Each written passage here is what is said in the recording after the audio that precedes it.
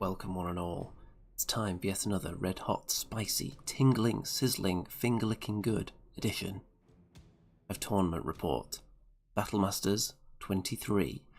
Now, first things first, this is the first stream that I've done on my new PC. So if there are any issues with the sound or anything at all, then let me know immediately so I can get that fixed straight away. Other than that, you can see obviously that the Nightstalkers are back on the menu here. Very gribbly, very blood-soaked. And we have new Nightstalker units to use.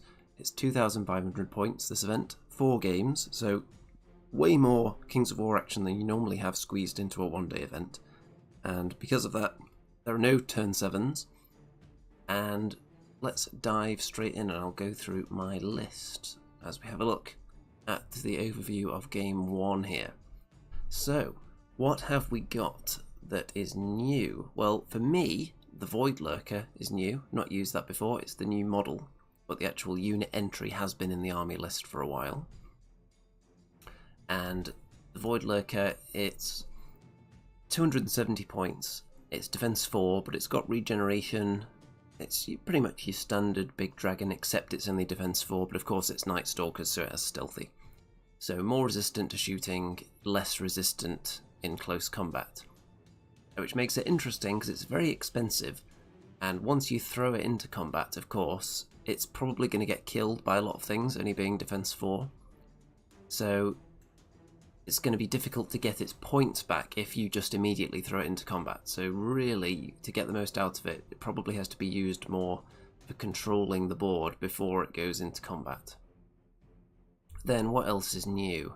Well, there's a second unit of butchers, which is new for me, which are positioned over here for this game, next to the old butchers. They're slightly larger, but not hugely. And then we've got 2 of the new Ravager units, which are the butchers with guns on their arms, which is very exciting. They're kind of like Ogre Boomers, except they have stealthy, of course, because they're Nightstalkers. They're, compared to the butchers, they lose a point of crushing strength, they lose fury, and that's pretty much it. So they're just as good at shooting as they are at fighting. So pretty good. They're 20 more points than butchers. So we'll see whether I get good use out of those. And I'm also using this unit here, which you may recognise as Reapers. I'm using them as the new Tormentors units, which are like Reapers except they can leap. So they can fly, and when they charge, they become 1 height higher.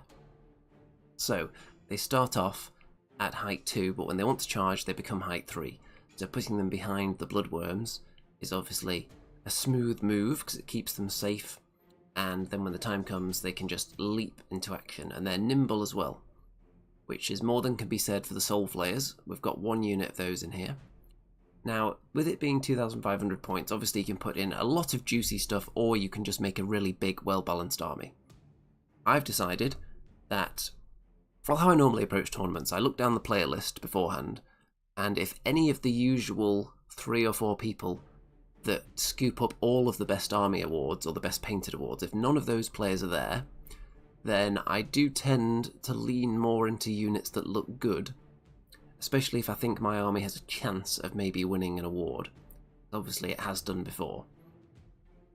However, none of those players were at this event, any of the usual suspects that their houses are just collapsing under the weight of all their best painted trophies. None of those players were in attendance. I thought, I'm definitely going to bring some Shadow Hulks, so 2 of them have made it into this list. Not 3, because with the Portal of Despair and the Void Lurker, I can actually put out a nice 5 Titan list now. And when I say nice, I mean nice looking, because I don't think it would be that effective, because Shadow Hulks just don't have a lot of attacks. So spending a lot of points on them probably not optimal. So we've got 2 in here. We've got the Portal of Despair, as I mentioned.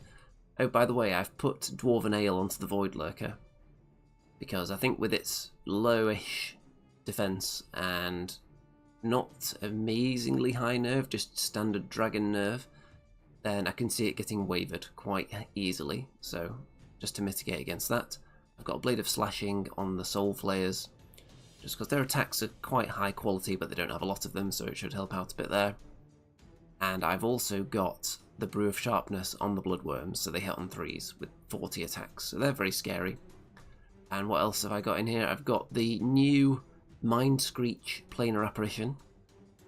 So it's the Planar Apparition and the Mind Screech were rolled into one profile, and then you pick which set of spells you want, basically. So I've got the one that has Heal 7 and Mind Fog and Radiance of Life. So I think that'll combo nicely with the very high nerve Bloodworms and some of my other units here. Lots of defense 5 on the Shadow Hulks and the Butchers. They can benefit from being healed quite nicely. You get quite a good value for that. And that's pretty much the whole army. I think I mentioned the Portal of Despair to put Inspiring onto one of my units, and also it's just a 90-point Titan that's quite difficult to kill, so you just throw it in the way of something. So I've only got 12 units, no individuals, everything scores. I don't really have much chaff, because when I was putting the list together, I was thinking I could take a unit of Phantoms, for example, or Shadow Hounds, but that doesn't really leave me with enough points to then get another unit as well. So I decided, instead of taking Shadowhounds or Phantoms and then upgrading a unit, I would just take Soul Flayers instead. So they're going to kind of fill the role of chaff if they have to. They're just a little bit more expensive, so they can be dual purpose. What are my concerns with my list? Outside of the Bloodworms, my units don't have a vast number of high quality attacks. So the Butchers and the Ravagers are obviously hitting on 4s, so not the most reliable. All my stuff that hits on 3s is mostly low on attacks. It's only the Bloodworms that actually have a lot of attacks, and they don't have any crushing. I've not taken any Bane Chant. I didn't want to invest in that for this list, because I knew for a fact there was going to be at least one army list with a ton of zombie hordes in it. So I thought if I face anything like that, or maybe even this army that I'm up against here, which is just loads of scum, loads of filthy rat vermin, then maybe I don't even want Bane Chant. It would be unnecessary against a lot of low defense stuff. So there's no Bane Chant at all in the list. The only buffing ability I have is the healing effects from the Planar Apparition. So my concerns are that potentially my list might not be that killy. I think it'll hold out pretty well. Shadow Hulks are nice and survivable, Bloodworms survivable, Butchers fairly survivable, and the things that are defense 4 and don't have ridiculously high nerve, like the Bloodworms, so we're looking at the Ravagers and the Soul Flayers, they're not going to be throwing themselves into ridiculous fights anyway. The Ravagers are obviously a ranged choice, and the Soul Flayers can pick and choose where they fight, generally with speed 8, flying, relying on the Void Lurker to limit the enemy's movement, hopefully, with its long flying range, to prevent them pushing up and exposing their flanks to it, 'cause it's not that dangerous in the front with only 10 attacks. So overall, I'm fairly happy. I think it looks like quite a solid list, maybe lacks a little bit of killing power. So let's go into game 1. Who have we got in the chat, by the way? We've got Mr. Death by Dragons, Steve himself, who is actually the general of this army, and he challenged me to this game at the event. We've played each other twice before with 1 win each, but we have never faced off at a tournament until now. And he's actually wearing one of my branded t-shirts as well. You can just see the orange poking down there, and you can see lots of thigh action as well. We've also got Bart in the chat, who confirms that it is in fact hot and spicy. So let's have a look at what we've got in the Filthy Rat list. So I forgot to take a picture of this list, but I think I can remember what there is, because it helps that they've got their names written on them as well. So there are 2 hordes of wretches, which are just the lowliest of the low rats. Just absolutely awful rats, not very good at anything except holding things up. Then there are 2 warrior hordes as well. Let's get some close-ups. So we've got warrior horde there, got a warrior horde here, between those 2 hordes of wretches. Then we've got 3 shock troop hordes as well. I think that's 3, or is it 4 shock troops? There are multiples of them anyway. It might well be 4. And they have plague pots, which means that when they deploy those, they become ensnaring and stealthy. Yes, there's 4 of them. Ensnaring and stealthy for the turn, which is quite potent. But the fact that I've got all the garbage on the front line gives me some ideas for how to approach this particular scenario. There are these 3 war machines, the names of which I can't remember, but they're basically rat war trombones. So quite scary, and I don't really have the resources to commit to fighting that kind of filth, because there's so many other units I have to be dealing with. There's a big tangle, There are some brood mothers. There are various other little rat heroes whose names I've forgotten, but since we've got Mr. Death by Dragons himself in there, Mother Kryza and the Tangle, yes, he's helping us out there, very handy. So, the fact that they've got the names written on means we're not going to get them mixed up. The shock troops are actually the ones that are good at fighting, so they're all on the back row so they don't get slaughtered before they actually get to fight. I've definitely got the speed advantage, and look at these beautiful cinematic shots here. I very much like how this Void Lurker came out.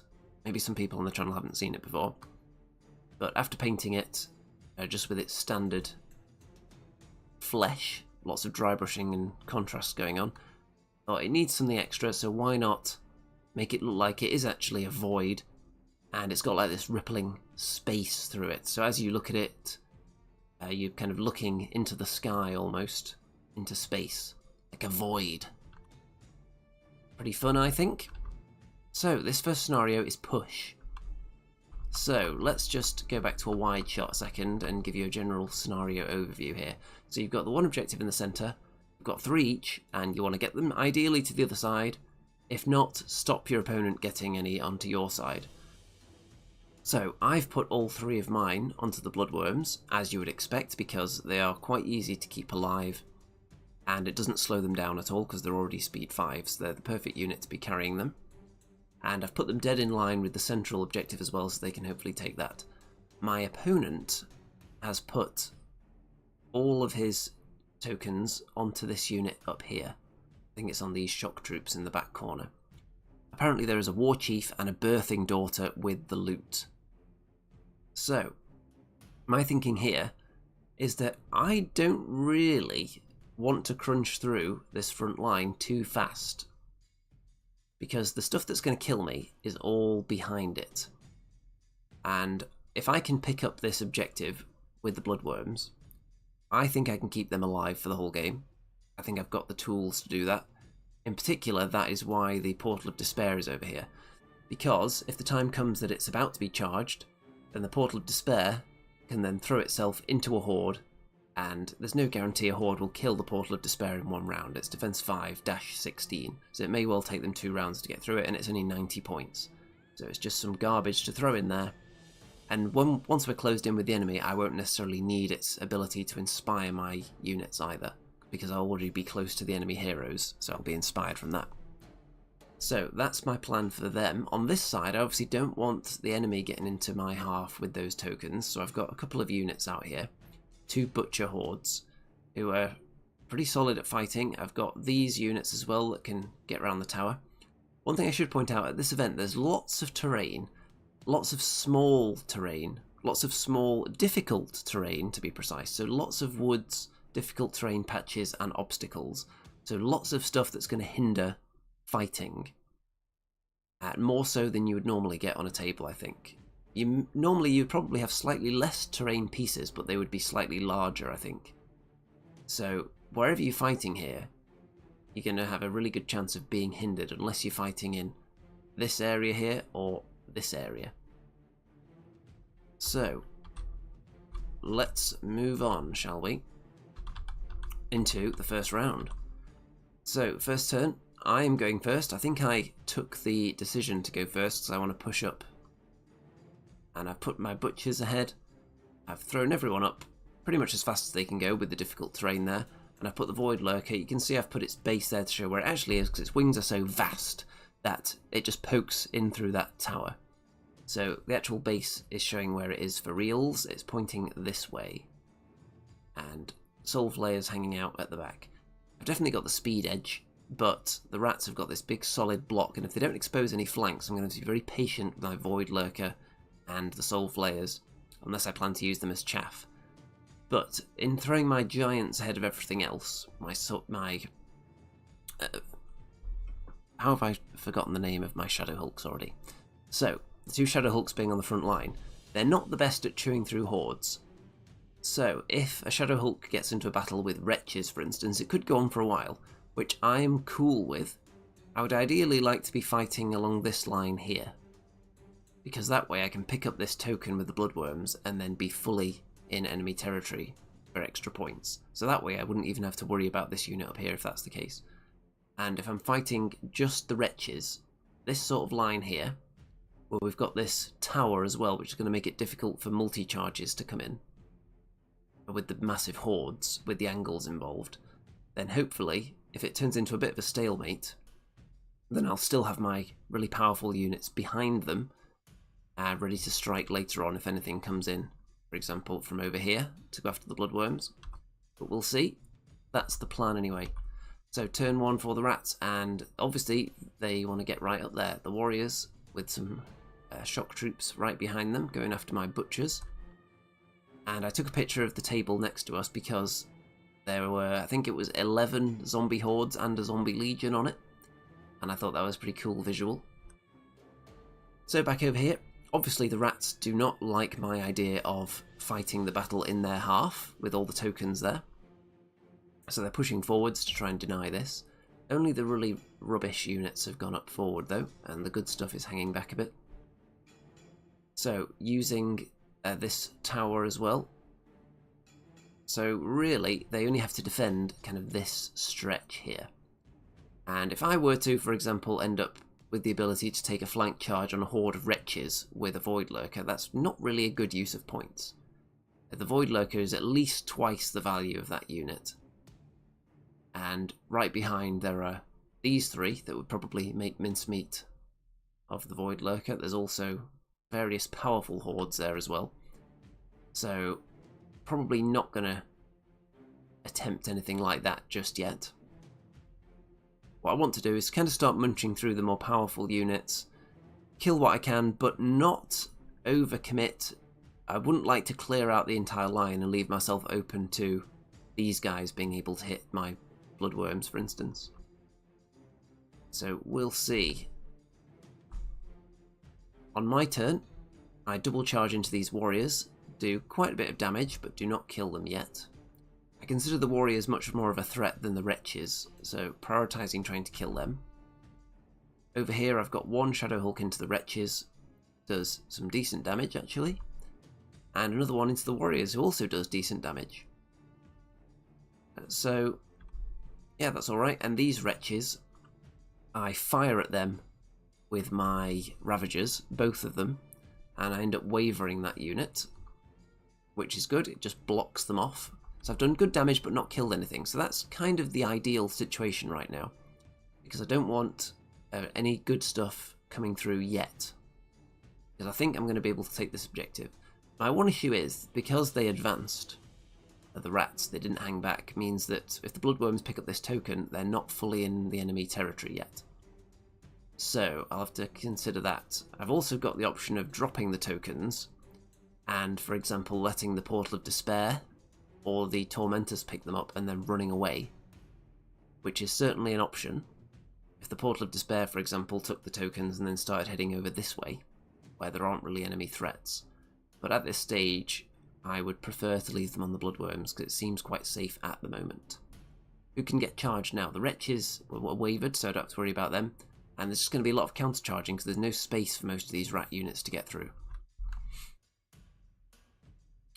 And in the next round for the rats. So, there is a flank charge available, because these wretches are able to... let's see. Is there some shuffling that took place there? I don't think they had to move, actually. So whatever was here... Let's go back. So I think these machines had to get out the way. They had to get up on the hill, and that allowed these guys here to charge the flank of the Shadow Hulk.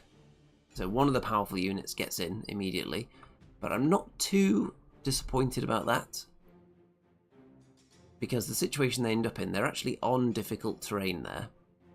So they are going to be hindered in the flanks. They might not actually kill that Shadow Hulk, which is going to leave them open to being hit. And that's one of the strong units that I would like to get rid of. So they're in the action sooner than I hoped, but they're also leaving themselves a little bit open to the counter there. The warriors do not charge back in. Did I actually waver those warriors as well? I think they did get wavered. Let's see. Ah yes, Aura of Strider from the Birthing Daughter.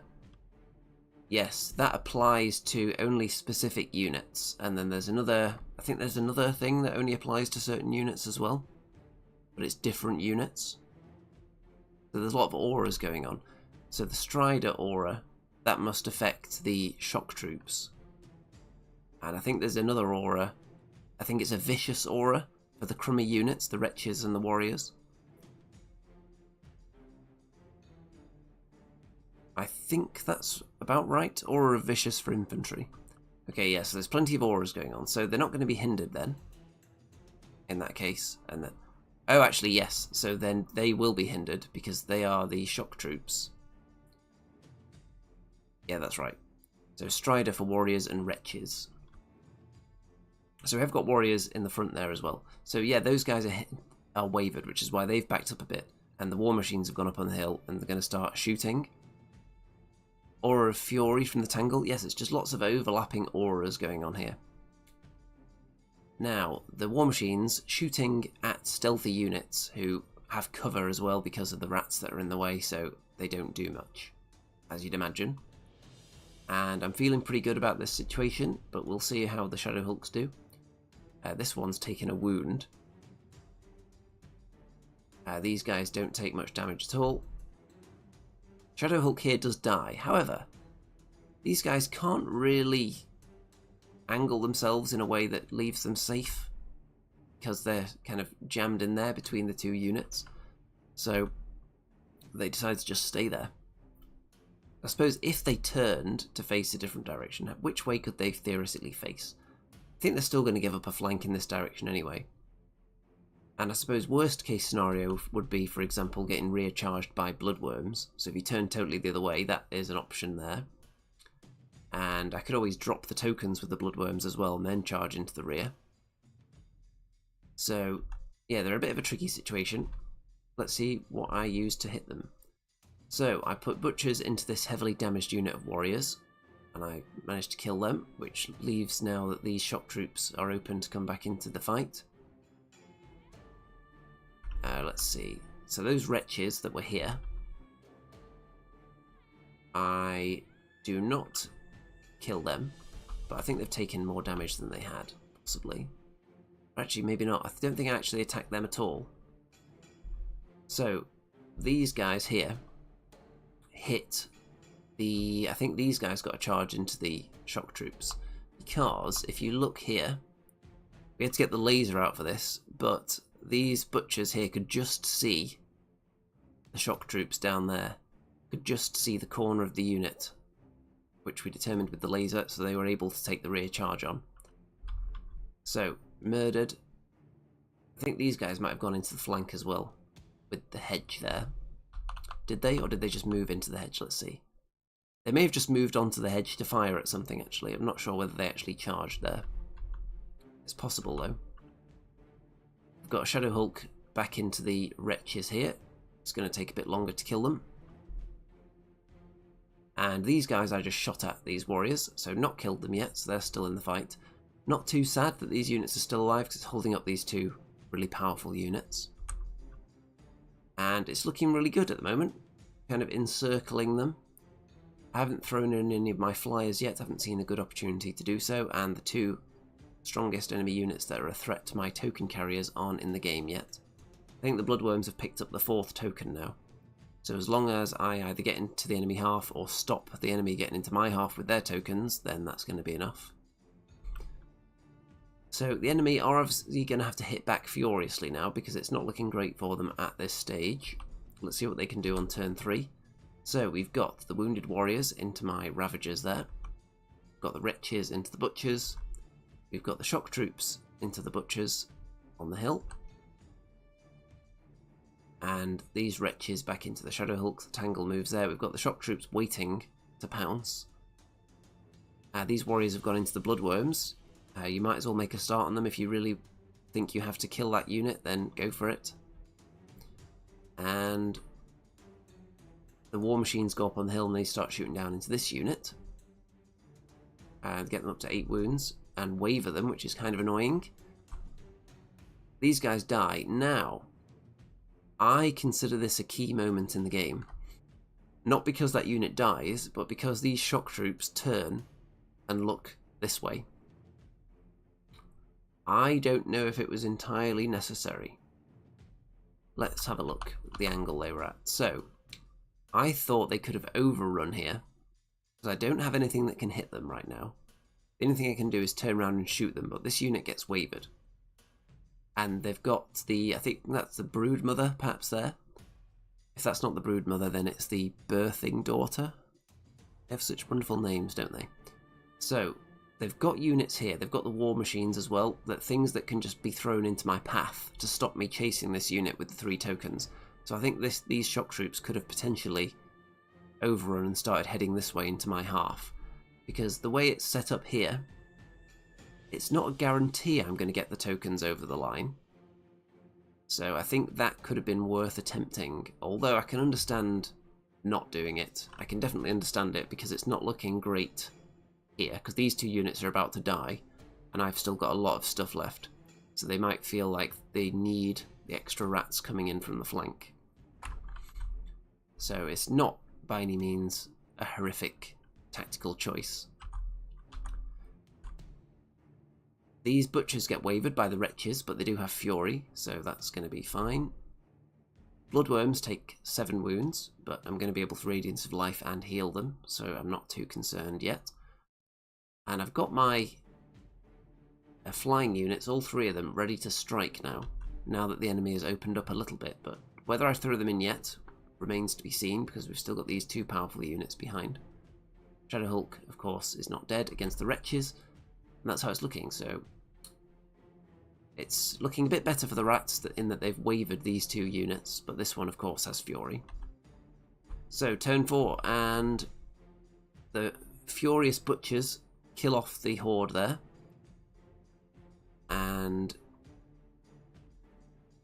these guys turn, and the butchers and the bloodworms go into the warriors, I think, together, and kill them. I think maybe they don't actually, maybe these guys just turn as well. Yeah, I think because they're ravagers, so these guys turn and go up behind them, and then shoot over them and try and take out one of the war machines on the hill.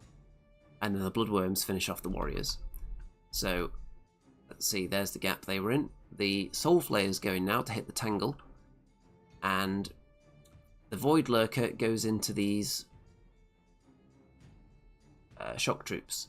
So my thinking here is that I'm about to clear out these wretches.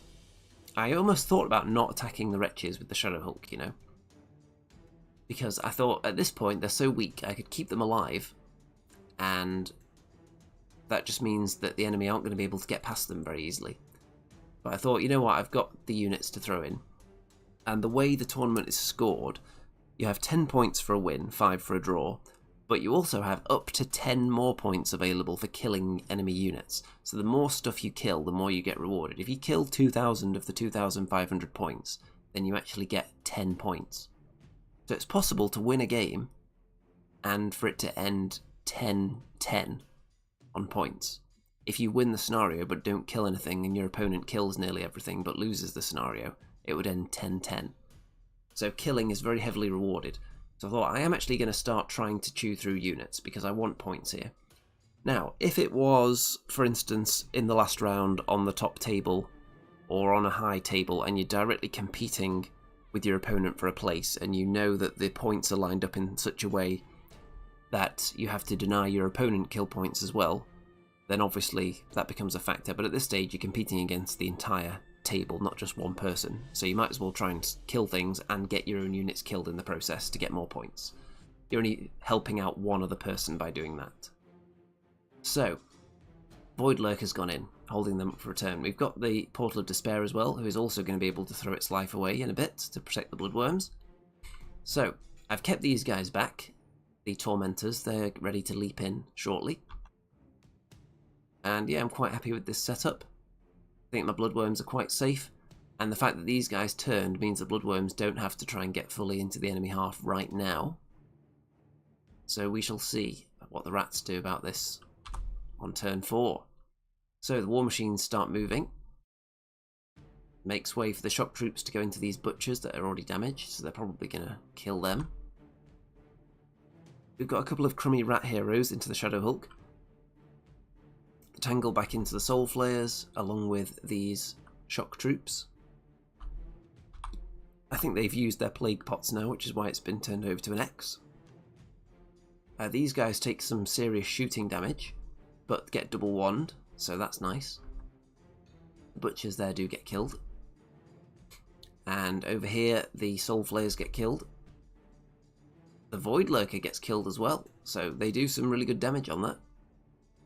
So the rats have cleared out some good stuff there.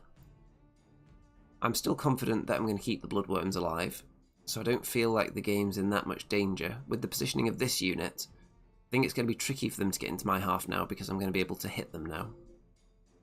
So we'll find out anyway.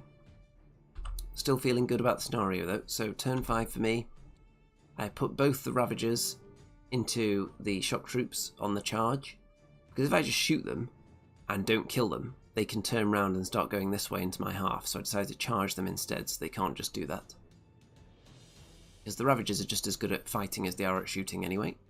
And it also prevents them being able to charge any of my units from off the hill, which would make them even more dangerous, if that's the way they want to go with it. Over here, I throw the Tormentors into the action against this character there, and the Shadow Hulk is attacking the, I think it's the Brood Mother down there. Portal of Despair is still waiting because this unit can't attack me yet. So that's the one the Portal of Despair wants to block when the time comes, so I'm going to do that on the next turn.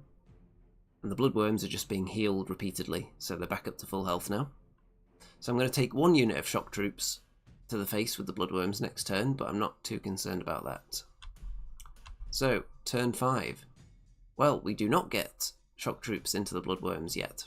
So a couple of the Skaven... Did I just call them Skaven? Ah, shocking. A couple of the Ratkin heroes head into the Bloodworms to make a start on them.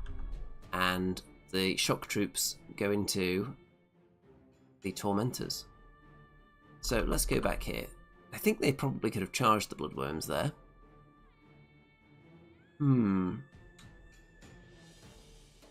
They're obviously going for the final turn murder of the Bloodworms here. And I suppose going for it now means that the Bloodworms could then hit them back. Which wouldn't be ideal, because they would then life leech too. And then I'd be able to heal them as well. And I could possibly kill that horde with the Bloodworms. It's a definite possibility. So maybe they want to weaken the Bloodworms first with the heroes. So speaking of weakness has actually been cast onto the Bloodworm Legion there. You can see damage being dished out slowly. I think there's Cloak of Death that's just chipping away. So one unit of Ravagers is gunned down. The other unit of Ravagers is killed, and then the shock troops overrun. So I'm definitely running out of units, but time is also running out for the rats as well to take these tokens off me, because these guys have committed fully to murdering instead of just playing the scenario. So they're going to have to get the Bloodworms now. So damage done, the Tormentors are killed. So there is the situation with one turn each left. I'm going next. All I have to do is set up so that the Bloodworms do not get killed and this unit don't get into my half. So I want to stop them charging the Bloodworms as well. So at worst, the Bloodworms are going to be hit by this horde and maybe these two heroes. That's probably about it. So what I need to do is make sure that I Radiance of Life and heal up the Bloodworms as much as possible.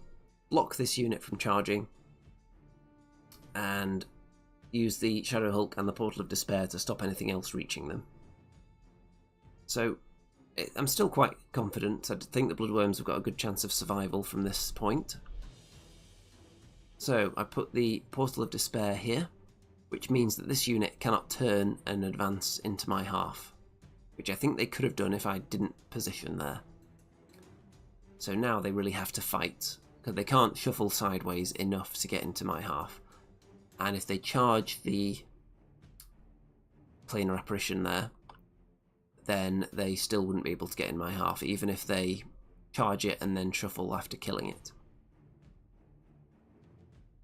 And over here, I've put the Portal of Despair into this Horde, which keeps them locked down. And the Shadow Hulk is just... I'm not sure if that's actually the Horde or another unit on the end he's fighting there. But I've got the Bloodworms back to 4 wounds taken only. So I would have liked to heal them more than that, but that's about average. So all they have to do is live, and I win. On to turn 6 for the rats. So look at that. They figure out that they can get these 2 units into the Bloodworms. They do some quite good damage, and then roll well on the nerve, but not quite well enough. So wavers them with the last act of the game, and that's that. So, well, the Planar Apparition gets killed as well. But that's the end of the game. So, I've got 4 victory points. The rats have 3. And in terms of kill points, though, I've actually got a lot less than my opponent. Mainly because they decided that this unit was going to try and kill things, and they ended up mopping up multiple units, them combined with the War Machines, swept through and killed quite a few things on their own. So they definitely got good value out of that, but in terms of scenario, had they run off and got into my half, I don't know. Because I suppose if they weren't here, I would have been focusing my units on killing the other stuff, and I would have had more units to throw in the way. So, it's a tricky one. It was definitely a difficult situation for this Horde. They had a tough choice to make. So that is a win, but because of the way the tournament scored, I won 13-10. Because I won the game, so I get 10 points, I got 3 points worth of kill points, and my opponent got 10 points worth of kill points. So I barely had anything left at the end of the game. I only had the Portal of Despair and the Bloodworms. So there you go, it's a win. Satisfied with that. A different type of tournament, it would have been probably a slightly bigger win, and at different types of tournaments still, it would have been an even smaller win. Because I only won by 1 victory point. So it just... pay attention to what the tournament scoring is, build a list that suits that, and then play the games in a way that benefits your scoring that you're trying to accomplish for that specific event. So at this one, it doesn't matter how many points you win by, so you might as well try and squeak the scenario, and then win by killing lots of stuff as well to get the extra kill points. So, game 2, up against the Trident Realms, and it is the Dominate scenario. So you might think that this grid is perfect for this kind of scenario because it shows exactly where you need to be. You've got the center point marked out nicely there. However, it becomes a little bit confusing actually because it's a grid rather than a circle. The actual point where you have to be majority within is kind of like this in a circle. So it doesn't match up with the grid. So if you have someone in this area here, or here, or here, or here, you might think they're actually in range because they're inside this square, but actually, they might not be. So, it's interesting.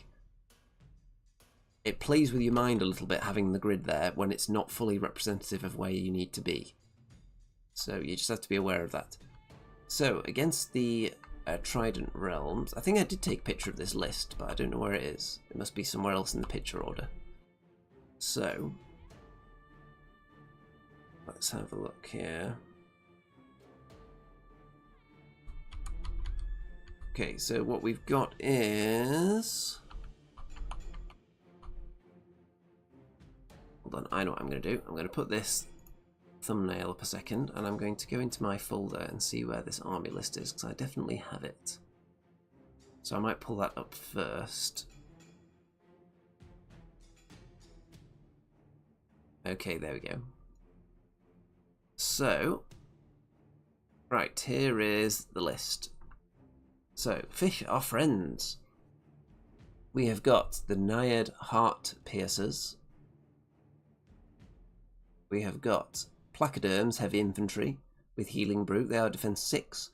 They're one of the few units that doesn't have Ensnare. There are 2 hordes of Depth Horrors, 2 Tidal Swarms, which are crummy swarms, 3 Coral Giants, a Kraken, so lots of Titans. They're more like a standard giant than a Shadow Hulk. They're speed 7. They only hit on 4s, but they have more attacks. There is a Thule Aquamage, Depth Horror hero, and then the Hidden Ones formation, which contains a regiment, it contains another regiment, and it contains a hero. I can't remember what that formation actually does. I could probably read it on here, but the text is actually quite small on my screen. But anyway, everything pretty much has Ensnare apart from a couple of key units. So, it's Ensnare versus Stealthy, and the enemy only has really one shooting unit. So Stealthy is mostly useless. Nearly all my units need to be in combat. The only ones that don't are the Ravagers. So I'm going to be struggling against that Ensnare. When you combine that with the fact that some of my good fighting force only hits on 4s, so we've got the Butchers and the Ravagers all hit on 4s, and all the difficult terrain scattered around the place. Look at all the obstacles, difficult terrain and woods. They're pretty much everywhere, including in the dominate zone. We've got wood poking in there, an obstacle poking in there. We've got woods here, woods there, and a difficult piece of terrain here. So, it's going to be tricky against Ensnare with all this stuff hindering combat as well. The Shadow Hulks won't of course be hindered, but there are some units that they would struggle against even because they don't have a lot of attacks. So Shadow Hulks are going to be important, I think, because they're the only ones whose attacks are likely to get through, but they'll still be hitting on 4s against most of this stuff. So not too thrilled about the matchup. I think it's quite a bad one for me. So let's... you can see I've got my flyers out on the flanks, because I need to get flanks. I can't afford to throw these guys into the front of anything, because if I don't get flanks, I'm probably just not killing anything this game. And I need to kill things. Bart says, how was playing on that table? I have that, but it's plastic, so wondering what rolling dice on it was like. Rolling dice is actually not great on this table, but I did have a tray to roll my dice into, so it was okay. But there are a lot of trenches and rocks on it. It's nice to play on, it's nice to have it divided up so you can see where the centre point is. And it's really good for the control scenario, which was played in next after this. So, yeah, I quite like it. I would prefer if it was flat. I do prefer a flat gaming surface. So you can see I've got the Portal of Despair here. And really, I'm using that to protect my own flank here. Pushing it up there, and it'll just throw itself in the way if I need to stop an enemy unit threatening my flank. The Void Lurker is going to probably push up to about here and then look that way and see if the enemy diverts significant resources over here to try and stop me, at which point I'll just like dance around them and reposition and get good favourable charges, try and tie up multiple enemy units so I'm getting my money's worth there. The Soul Flayers can do something similar. They're not quite as fast, but the enemy doesn't have a huge amount of speed, so they should be able to do a similar role, just not quite as well. I've got both my Ravagers here because they can go into the difficult terrain and shoot out of it without too much worry. Bloodworms in the middle with the Tormentor's support and the Planar Apparition. The two Shadow Hulks going through the difficult terrain because they can charge through it without worrying, and then the two Butchers in a line there behind each other. Because the way the terrain was and the fact that I wanted my high scoring units in the middle meant that I didn't want to put them out on a flank. So the Butchers and the Bloodworms and the Ravagers are my main source of scoring in this scenario. I think I've got slightly more unit strength than my opponent, possibly, but not by much. So we shall see how this goes. They're very nice, by the way. I voted for this army as the best painted army, and it's not difficult to see why, since most of the units are all encased in this kind of water effect resin. So very, very impressive. A lot of work's gone into that, and actually the most impressive part of the army is not that. The most impressive part is that all the units fit within inside their base footprint. So they mostly don't dangle out at all. There might be the odd tentacle that pokes out a tiny bit, but for the most part they fit snugly into this brick, which is obviously important for doing that kind of effect on them, and it works out nicely for gameplay as well. Mantic should take notes when designing their miniatures and deciding what base size they need to go on. I took a couple of vaguely cinematic shots beforehand here. under armpits and such. So, turn 1 for my opponent. You can see the chess clock here actually. And I think my opponent chose to go first. I believe. Because it is dominate, so you kind of want to lay claim to the centre early on. So, pushing up, you can see the placoderms are worried about my void lurker already. So they're looking out that way. And they have phalanx as well. So my flyers won't want to just charge in there in the front. And everyone else kind of spreading out, but most of the unit strength is in the centre. We've got these regiments and hordes mostly in the centre. And this unit of soul flares is hexed, which means that they won't want to risk doing their wind blast spell. And that's pretty much it for the turn. On to my turn. And the void lurker is positioned just to threaten those units. And you have to be careful, because when you see a unit has nimble and fly and speed 10, you still have to worry about your angles, because if you want to reposition in the next turn, if for example I wanted to get all the way up here, I then couldn't do that and still threaten the enemy. If I was facing straight forwards, I could go 20 to there and then turn. But because I've turned inwards, thinking that the enemy might want to advance into the middle, then that means if I turn, I could then only move 10 and then turn again, or I could turn and then move 20 and be facing the wrong way. So you still have to set yourself up for the next turn, even when you've got all those rules on your side. So I decided it was important to cover in case the enemy decided to push in, because their giants are faster than my giants, so they will get to dictate some of the combats in the middle here. You can see that I've wounded that tidal swarm with my Ravagers. And I think I might waver this guy as a result of Mind Fog, actually, from the Planar Apparition. So that was quite fun. And apart from that, everyone else just advances. I've got lots of unit strength converging on the centre. These two are kind of expendable in this in terms of this scenario, because they're only worth 1 each. Bloodworm's worth 5. All my large infantry hordes are worth 3 each. So they all want to get in there. So, turn 2 for my opponent beginning, and you'll be able to keep track of the times here. So at the end of my turn 1, that's where I was, and so I'm slightly behind by about a minute after turn 1, because my opponent didn't have much to do in the first turn. Let's see if that starts to slow down now in turn 2. So, Tidal Swarm into the Ravagers. Probably thinking they were going to get shut off regardless of what they do, so they might as well charge in and take some, do some damage. Advancing down the flanks with expendable low unit strength units, and just positioning themselves so I won't want to charge anybody here with the Void Lurker, which is fine. The Depth Horrors, I think they have Bark Skin cast on them, which is why they've got those 5 extra points of health to chew through. And I haven't really come up against Bark Skin too much before. I've never actually used it. And seeing it, it makes me think, actually, that's kind of an unexplored avenue of the game. A unit that has a special rule where they have like extra health points that you have to take away before you start rolling on their regular health. So for example, you would have to do, in this instance, you would have to take 6 points off them before you start making them take a nerve check. So that's something that I would find interesting to put in the game.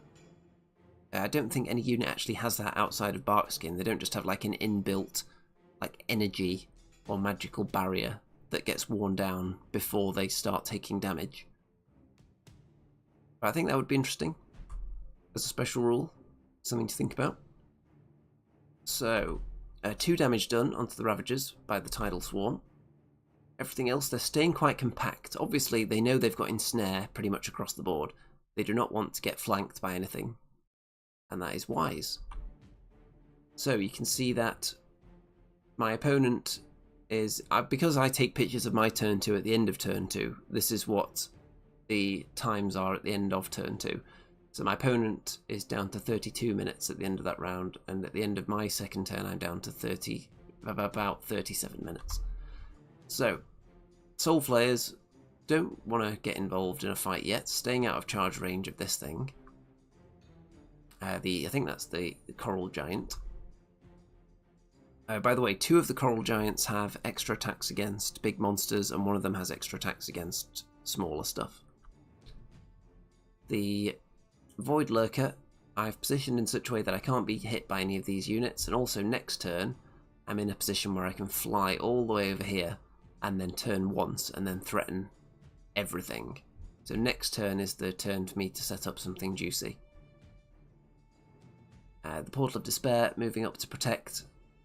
I have gone into the charge range of some of the big stuff, but I'm not concerned if they come in on their own terms. Lazy Pirate says, I love using Barkskin on Tidal Swarms when I use my Trident Realms.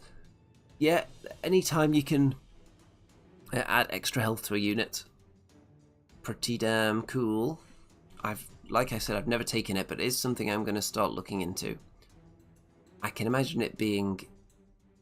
I'm going to assume Abyssal Dwarves just don't have access to it, because Abyssal Dwarves don't have access to any cool stuff like that, because they have such good Defense 6 units, where most abilities would become overpowered if you could apply them to a Defense 6 unit. So they just don't get access to certain things. And of course they do have access to weakness, which is obviously very nice for the wall of Defense 6. But I would consider... I think Nightstalkers do have access to Barkskin, so maybe Barkskinning up the very high nerve Bloodworms before they get attacked would be interesting. So, yeah, just a bit of a standoff so far, but I am edging into charge range. And in terms of which units are scoring at the moment for the scenario, if we look at the circle, probably these units, these 4. And on the enemy side, probably these. So you want to be as close to the middle as possible, of course, so you can get more of your units in behind them.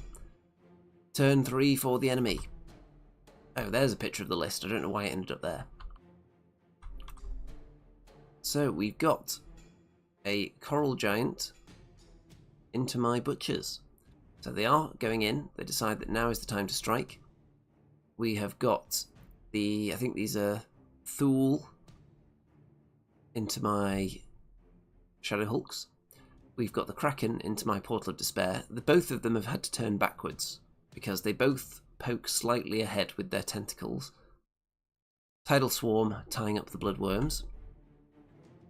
And there you go. So, battle lines are clearly drawn now. And these 3 units are heading towards my flank, threatening my Ravagers. So I'm going to have to do something about them.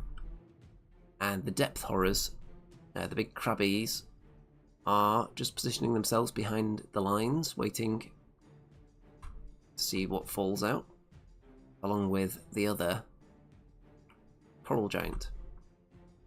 So, you can see bits of damage are being done here. They were shot by the Heart Piercers, these Ravagers, so they take some wounds. And over here you can see damage is being dished out, but not really any fatal blows being dealt at this stage. Butchers take a bit of damage, Shadow Hulks take a bit of damage. Lazy Pirate says, Ensnare -12 chaff with Barkskin has caused units that normally hit on 4s loads of trouble. Yes, I could definitely see that. That makes a lot of sense. So the fact that the army-wide Ensnare, some armies aren't going to care about that at all. Some armies, it's going to give them total nightmares. It's the same as the army-wide Stealthy. Sometimes you come up against an opponent and think, why do I even need this? I won't even mention this special rule, it's totally irrelevant to the game. And other times it completely ruins someone's day. So, they're definitely... Kings of War isn't particularly a rock, paper, scissors game as much as some other game systems, but certain armies can be. Certain rules that they have, you get a lot more value out of them against other particular armies. Even if you make a balanced list.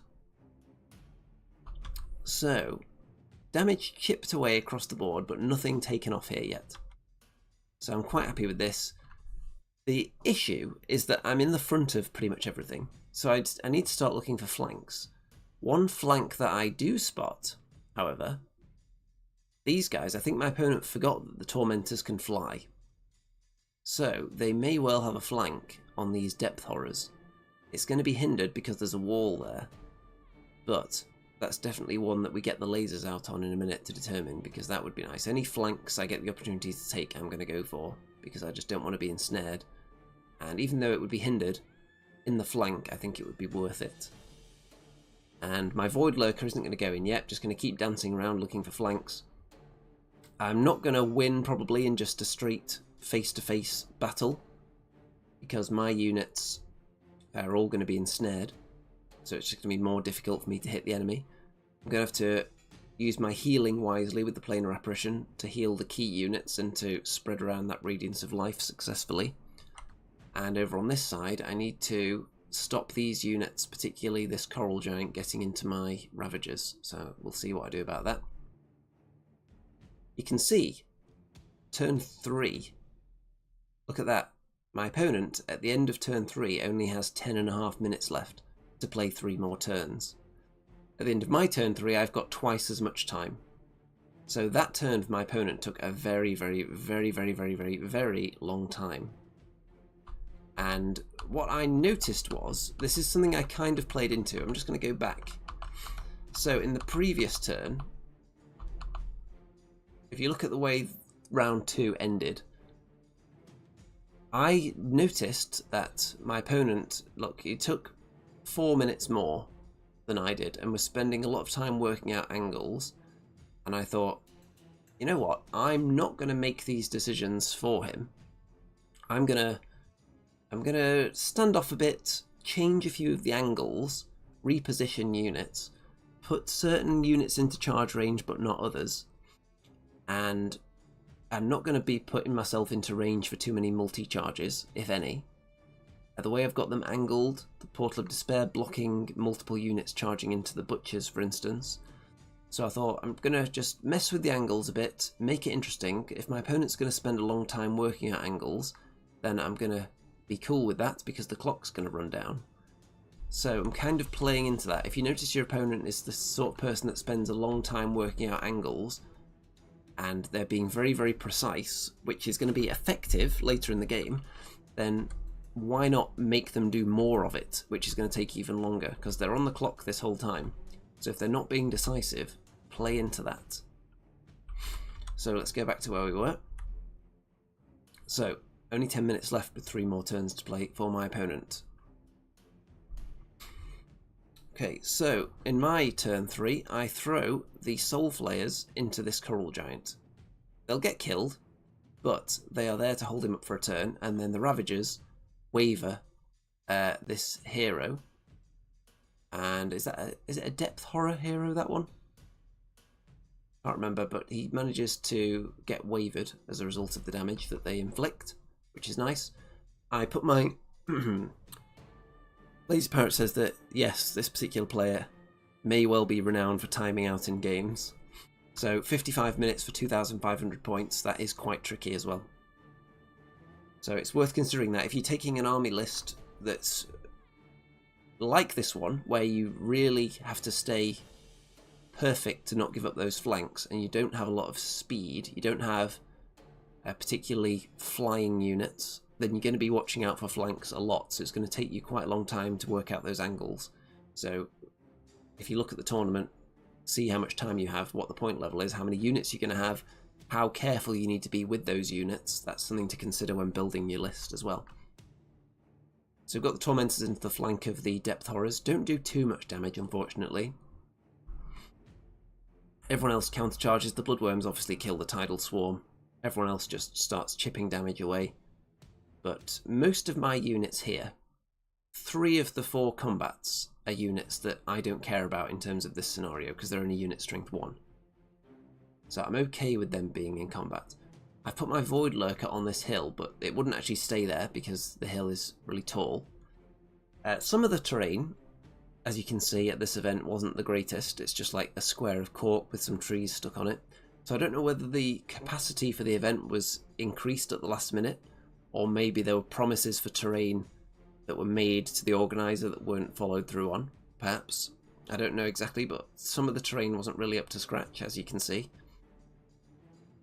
So some of the hills aren't the most suitable for Kings of War. You've got a lot of units with large bases that aren't going to like this kind of thing very much.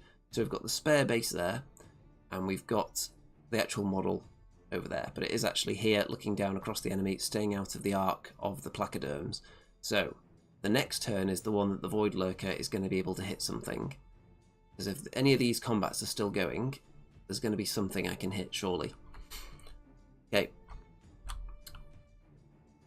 There you can see it's got a nice view over the battlefield, particularly at this guy, which is the Kraken. So not much damage done there, which is unfortunate. I think overall, so far, my damage rolls haven't been amazingly good. Occasionally, but not in general. So turn 4 for my opponent. 3 turns left, 10 minutes to do it. Let's find out what he can do with that time. Depth Horrors into the Ravagers over the wall. They charge away from this area here, and then we've got the Coral Giant into the flank of the Tormentors. The Heart Piercers are running away because I think they want to score rather than be chilling out over on the flank. Placoderms turn around to face the Void Lurker, so it's not charging them in the rear, which is a good idea. And the Soul Flares get killed by the Coral Giant. Few damage done to the Ravagers, but not enough. But they have been bark skinned as well, these guys. These Depth Horrors. But they may well be flank charged by Bloodworms in a minute. They did roll a double 1, but obviously it's not that critical because they didn't do that much damage. The Tormentors are killed. More damage is being dished out across the lines onto the Shadow Hulks. And the Butchers are actually killed, which I'm not too sad about because there's another unit directly behind them. And then it overruns the Coral Giant, which means these Butchers, if I want to attack it, they may struggle to get into the scoring zone. So what I'm planning to do is to maybe attack it for a round and then start shuffling sideways after that to get into the scoring area. So that's how the battlefield looks, and my opponent has got 1 minute 15 seconds left. And at the end of my turn 4, I've got 13 minutes.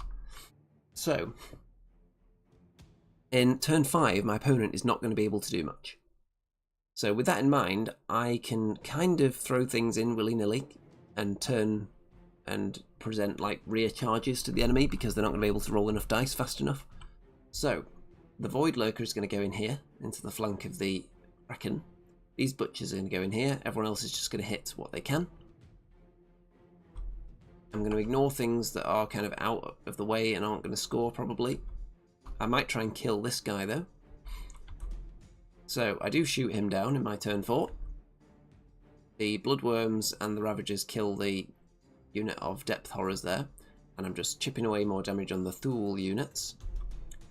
And in the flank with the Void Lurker, doesn't do that much actually, quite disappointing round of attacks there. And only 5 onto this Coral Giant. So in terms of scenario, it's looking pretty good. The enemy have got, let's see, I think they're worth 3. These two might be worth 3 as well, maybe. So that might be 10, 11, and 12 in there at the moment. I've got 5, 6, 7, 8 at the moment. So I've got a couple of turns to kill things though, and obviously I can get some of these in there if I need to as well. So, turn 5. Can my opponent do anything with just over a minute? Well, what he mainly does is reposition units and get them into better spots. So, taking on charges, this one here is not going to be able to roll the attacks probably, but he is going to be able to stop them turning and going into the scoring area. So there's some thinking behind that. And yeah, they're not able to accomplish much because of the time constraint, so they can't really kill anything. So I've got, at the end of my turn I have 8 minutes left, so I've got plenty of time. My turn 5, all I do is kill the Kraken and kill more units. I try and shoot this thing down, but don't do it. Bloodworms can't crack through there, can't kill him. I think I kill one of the regiments there with my Shadow Hulk, who then turns this way. So, to be majority within 12 of the centre, at the moment, I'm not sure if these guys are, but they might be. So, ideally I have to kill this unit because it's worth 3, so that's an important unit to kill. I could also do with killing him, but it's not that critical. So I've got 5 in there, 6, 7, 8. So I've got 8 unit strength in there at the moment. My opponent has probably 3, 6, 9, 10, 11 by the looks of it. If this unit is actually in there. It looks like they would be. Yeah, I think they are. So, let's see what I can do. What do I need to do to accomplish this? I need to kill some units, basically. So, my opponent doesn't really have a turn 6 because there was not really anything on the clock. So yeah, no real turn 6. And then on my turn 6, what do? Well, I managed to kill that unit. I charge in there with the Void Lurker. I make sure this guy's in the scoring area. And I charge in there but don't kill him. So I think that's the end of the game shot there. So as we work it out, the enemy have 1, 2, I assume that unit's 3, which would be 5. And if they are 3 as well, I'm not sure if they are, they might be 2. So that would be, I think it might be 8 if there were 3. And then I've got the Bloodworms, which are 5, and then I've got 4 monsters in there that are worth 1 point each. So I've got 9, 8 in my favour. So, I actually got lucky at the end here. Because of the grid on this table, my brain was telling me that this unit was in a scoring position. Because they're inside the grid. But they actually aren't, because the circle is kind of like that. And they do not have the majority within that circle. If it's kind of like that. So they are definitely not within. So I was thinking they were, because I had 2 turns, I didn't need to attack this thing. I could have just sidestepped twice and been comfortably in the circle. And even this unit, instead of shooting anything, could have just made their way in, potentially. I could have tried to set up a double charge on this guy. From this side, get the Ravagers over here, then double charge so the Butchers slide this way. And I think that would get both of them within 12 of the centre, mostly. This guy would have had to move over here. But yeah, I could have comfortably won the scenario, but it ended up being risky because I just miscalculated because I was thrown off by this grid. So I ended up actually having to kill this unit to win the game with the Shadow Hulk, which thankfully I did. Because that would have been a weird, bizarre way to lose a game, just being confused by the grid and not thinking about it properly. So it did end up with the win. Didn't get that many kill points because you can see there's a lot left on both sides. But a decent win. So I took some pictures of the various armies that were out on display. Some of them weren't out on display, but that didn't stop me taking pictures. So we've got some nice halflings there, which I've seen many a time. We have got some dwarves. We've got some Basileans. Some ogres. There's the rats that I faced earlier. And looks like some more Trident Realms there. And part of an army, which I'm going to assume is Empire of Dust, and then more in the box. And looks like nature, perhaps.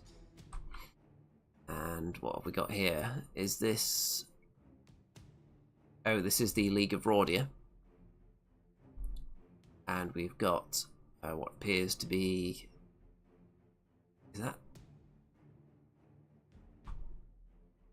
Is that goblins? Or orcs? Orcs, I think. Yeah, orcs. Then we've got some abyssals. Goblins. A load of zombies. So that is the mega zombie list that I was kind of hoping to face because I thought it would be funny. 1, 2, 3, 4, 5, 6, 7, 8, 9, 10. 10 zombie hordes, zombie legion, zombie trolls, some goreblights, and some necromancers. I think that's it. So that would have been very interesting. Got some more Nightstalkers here. Very different to my list, as you can see. We've got some more dwarves, some halflings, and the Trident Realms that I just faced. I took some close-ups as well because they're very impressive. And I've always been tempted to try and do an army like this with the water built up around them, but I've never actually done it. The closest I did was my Undead Halflings, where I kind of, out of milliput, I built up like pools that they were then standing in, which I then filled up with clear, like resin type glue. But I've never gone this far. It's very impressive, and a worthy winner of the Best Painted Army Award. There were a couple of armies that I thought, if it was purely on like technical painting mastery, there were a couple of really good ones. It might have been this one actually. This one I thought was very good, I think. There were a couple where I thought it was top-notch painting, but the basing definitely pushes these guys over the edge. And there's my army. Then we've got, I don't know what this is. It could be ogres. Yeah, it looks like ogres to me. And then we've got the back of an army, which looks a lot like elves or twiglets. And some more elves. And Northern Alliance perhaps there. Okay, so next game, it is the control scenario, and I'm up against the League of Rordia. And you may think, wait a minute, where's the rest of the points? That's because on the other side there's Northern Alliance allies. So, Dogs of War Horde. There are some knights, a horde of knights with the Brew of Strength, so that's quite scary.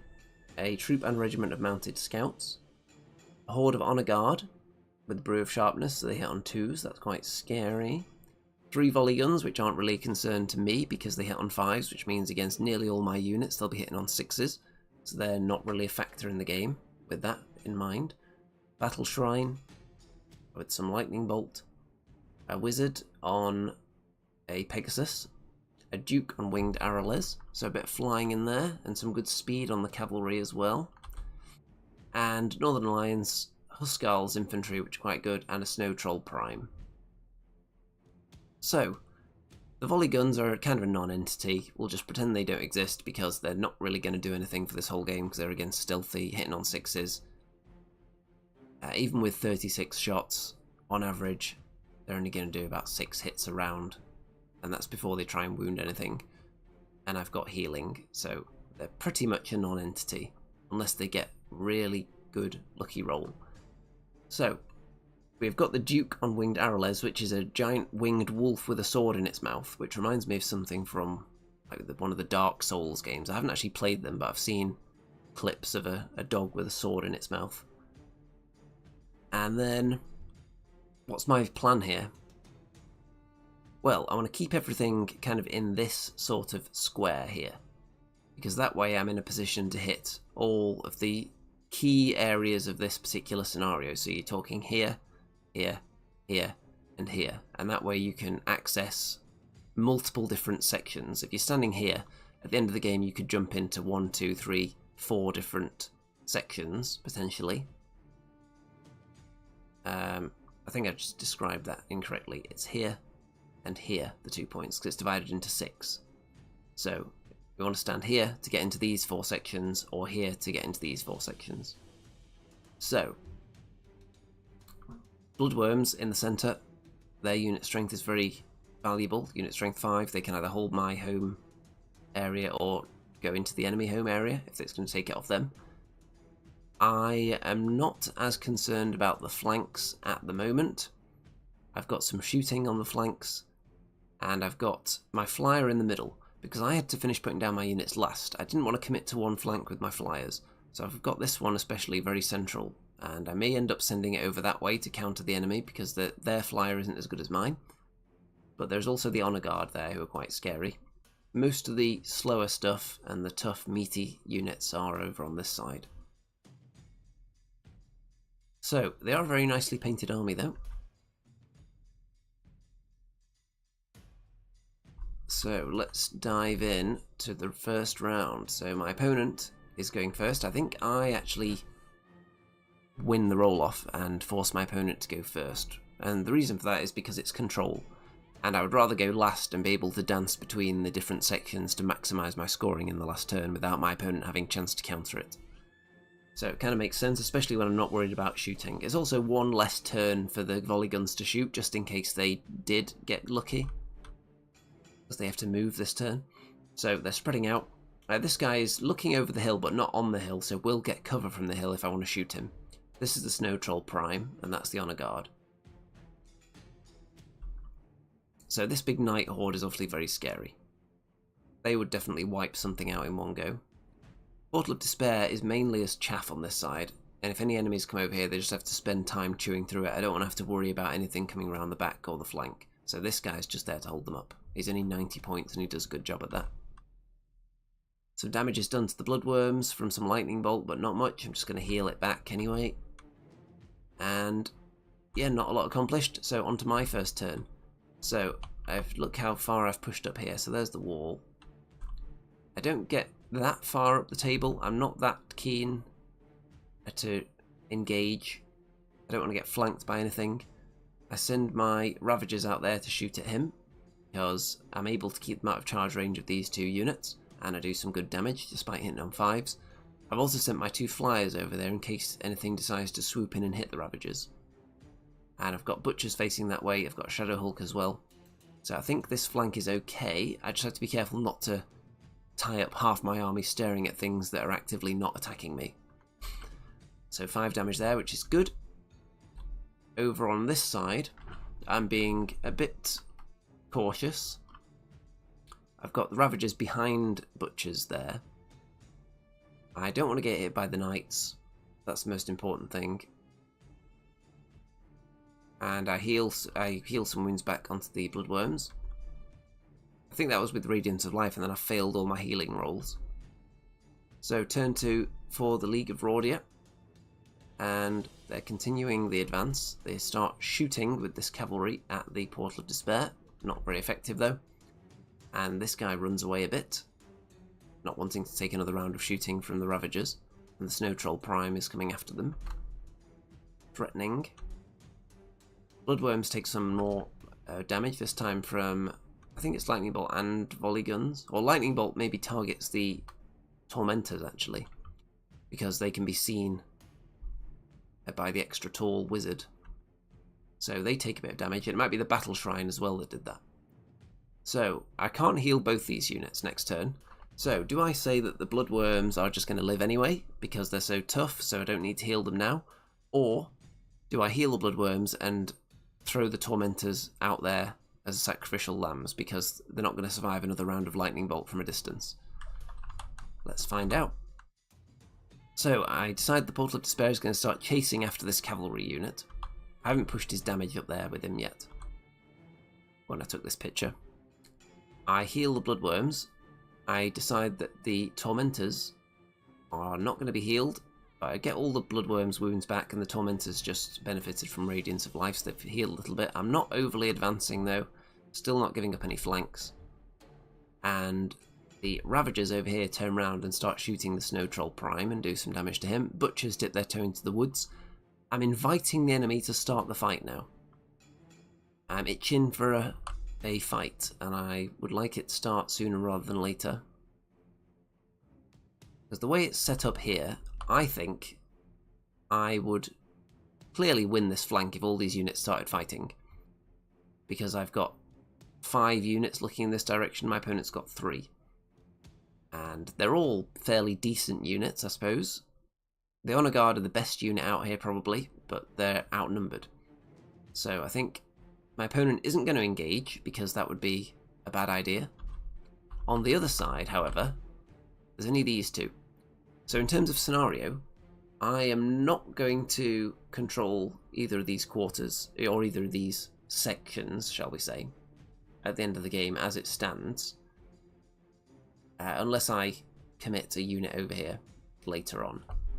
So, if my opponent is standing off on the left flank and engaging on the right, that's usually a sign that you could have balanced your forces better, perhaps. If the enemy is more eager to go in on one side than the other, then perhaps you've left something on one side that's not ideal. Like here, my opponent obviously sees this side as something that can be crushed eventually, and this side is seen as something that he just wants to tie up and stop me from bringing these units to the other side of the table, probably. So what I'm going to do, let's see. So yeah, at the end of round 2, that is how it's looking. Turn 3 for the League of Rordia. So more repositioning, more angling, more not committing, more looking at me, and more shooting. Nothing killed though. So there've been quite mediocre shooting rolls so far, not too great. And still, there is no fight going on. Am I going to start a fight, or am I going to accept that we might just stare at each other for 6 turns? Now, if you've watched my reports before, you might know that I'm not willing to accept a game where we stare at each other for 6 turns. So I am going to start a fight eventually, because at the end of the day, the game is meant to be a game, and the most fun thing to do is to eventually fight. Let's see, if we both chose to stud off here, it would benefit, because at the moment, it would be a draw with the way the armies are positioned. My opponent could take this section, because this cavalry unit will probably beat the Portal of Despair. I could quite easily commit this horde, just move them sideways a bit so that they're scoring in this area. And that would potentially take it, or I could fly like the Tormentors over here. Wouldn't be too much hassle. And that would put a unit in there. I don't think they would have more unit strength than the cavalry, so it'd probably have to be a horde. So I would say with positioning, it's slightly, marginally against me in the scenario terms at the moment, just because of this matchup. So if anyone's going to engage, I probably should at some point. So this guy is moving even closer to the enemy. Staying in their front arc though. Tormentors fly out ahead of the Bloodworms. So that's going to block this unit from charging the Bloodworms. And it's also going to allow me to push up. I don't present any flanks to the enemy. I'm quite happy for the Knights to charge this Shadow Hulk because I want to start fighting and then I can then hit them back. I've brought the Void Lurker over this way because I've decided that this side needs the support more. And over this side I've kept these 4 units, done more shooting, put the Shadow Hulk into charge range of the Honor Guard. I've got my Butchers waiting there in the woods, got my Soul Flayers ready. So yeah, I want to fight now, so I've just committed units into charge range and said, are you still going to stare at me, or are we going to actually start fighting now? Is this a tempting enough stick, tempting enough carrot on a stick that I've dangled out in front of you for you to actually start engaging me?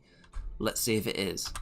Turn 4. So the cavalry charge into the weakened Portal of Despair now, see if they can kill it. And in the middle, we can see charges are being worked out here, which units are going to fit where.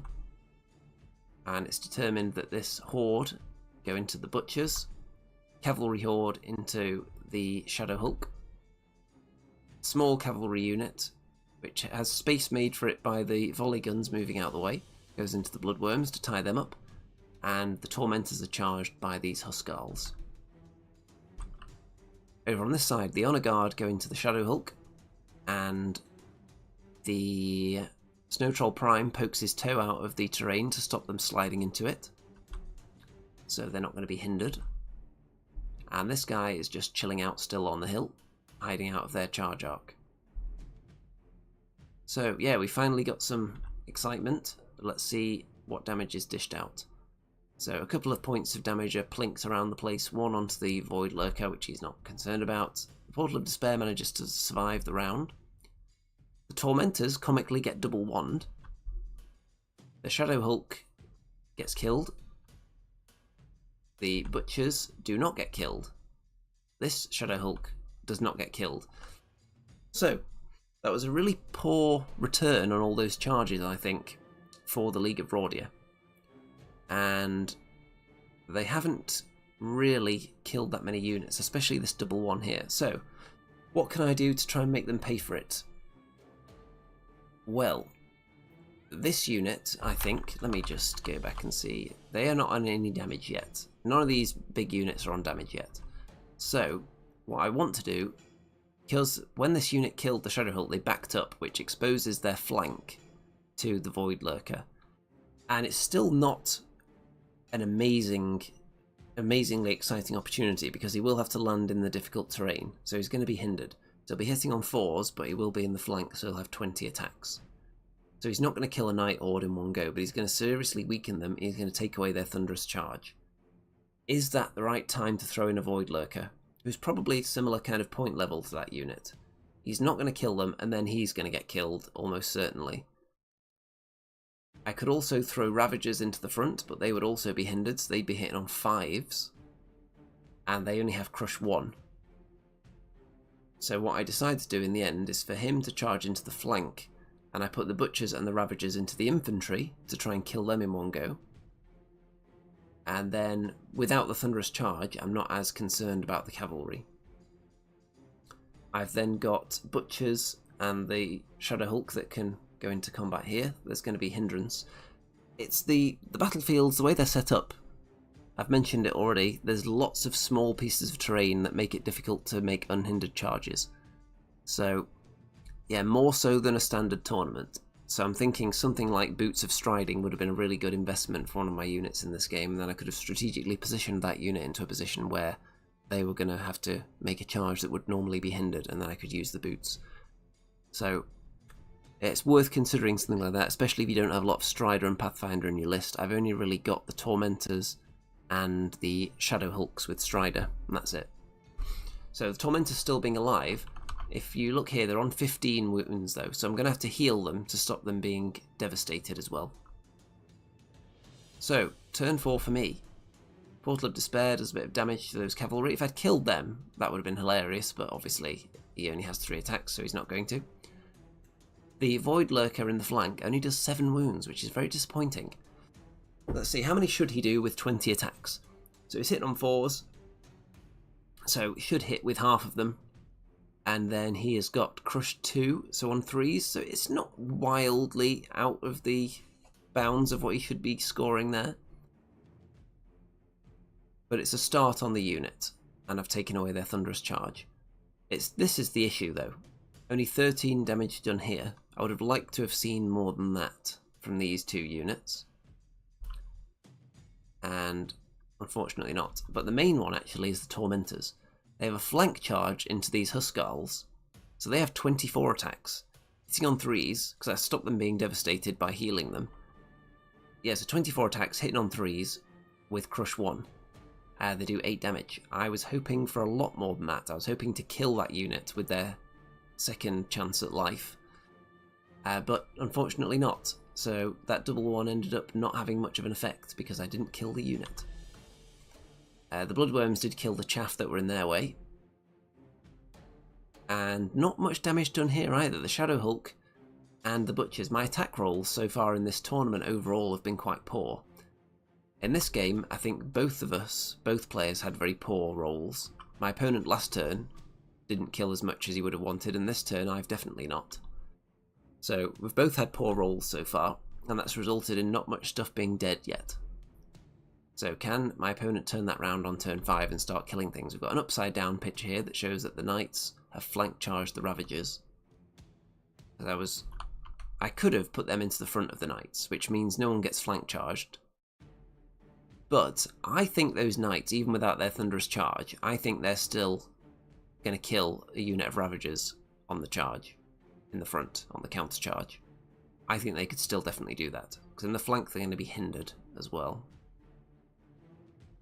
We've got... Why are 2 of the pictures upside down? Must have missed those when I was going through earlier. So we've got one crummy wizard into the Bloodworms to hold them up. And the Portal of Despair finally gets killed, so for scenario purposes that's quite significant because this unit is out here on their own now. The Void Lurker only gets wavered after being flank charged by the Battle Shrine. And yeah, that's nice, because that means that the Dwarven Ale I put on it is going to come in handy here. So We'll see if I can successfully ignore that. The Tormentors get killed by the Huskarls that they failed to kill last time, and they take a ton of damage. So you can see that these Ravagers are dead. Those Butchers are dead. The Shadow Hulk is dead. Who was there? Was that the Soul Flayers? Yes, Soul Flayers are dead. So, yeah, that is the turn that's done it now. So after we both had an abysmal turn of fighting, my opponent then has one really good turn of fighting. So everything that should have died, died, except the Void Lurker didn't die. So that's nice. Okay, so the Void Lurker succeeds with its Dwarven Ale roll, which is nice. However, you will notice a double 1 there. You'll see what that's from. So, the Void Lurker charged into, let's have a look, into the flank. Is it the flank of those guys?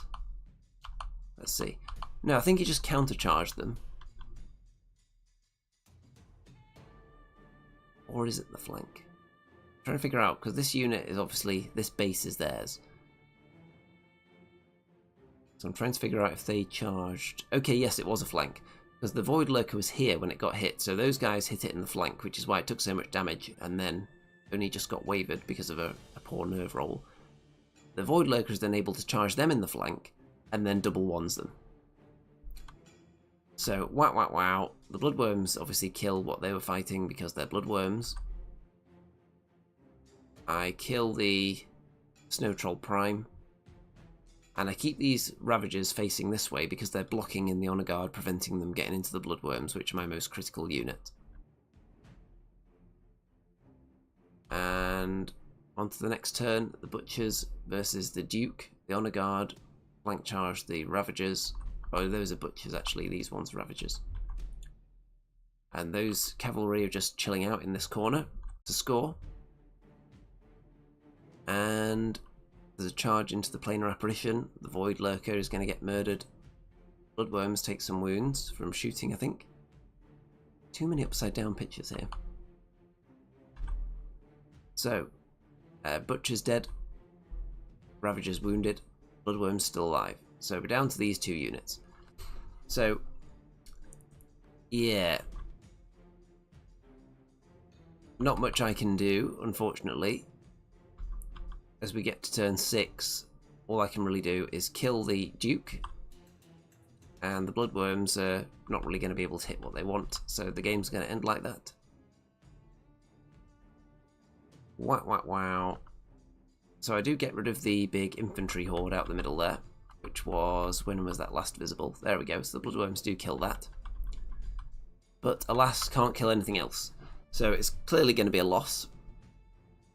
Both of us had horrific dice rolls, but my opponent had one round where the dice were actually okay.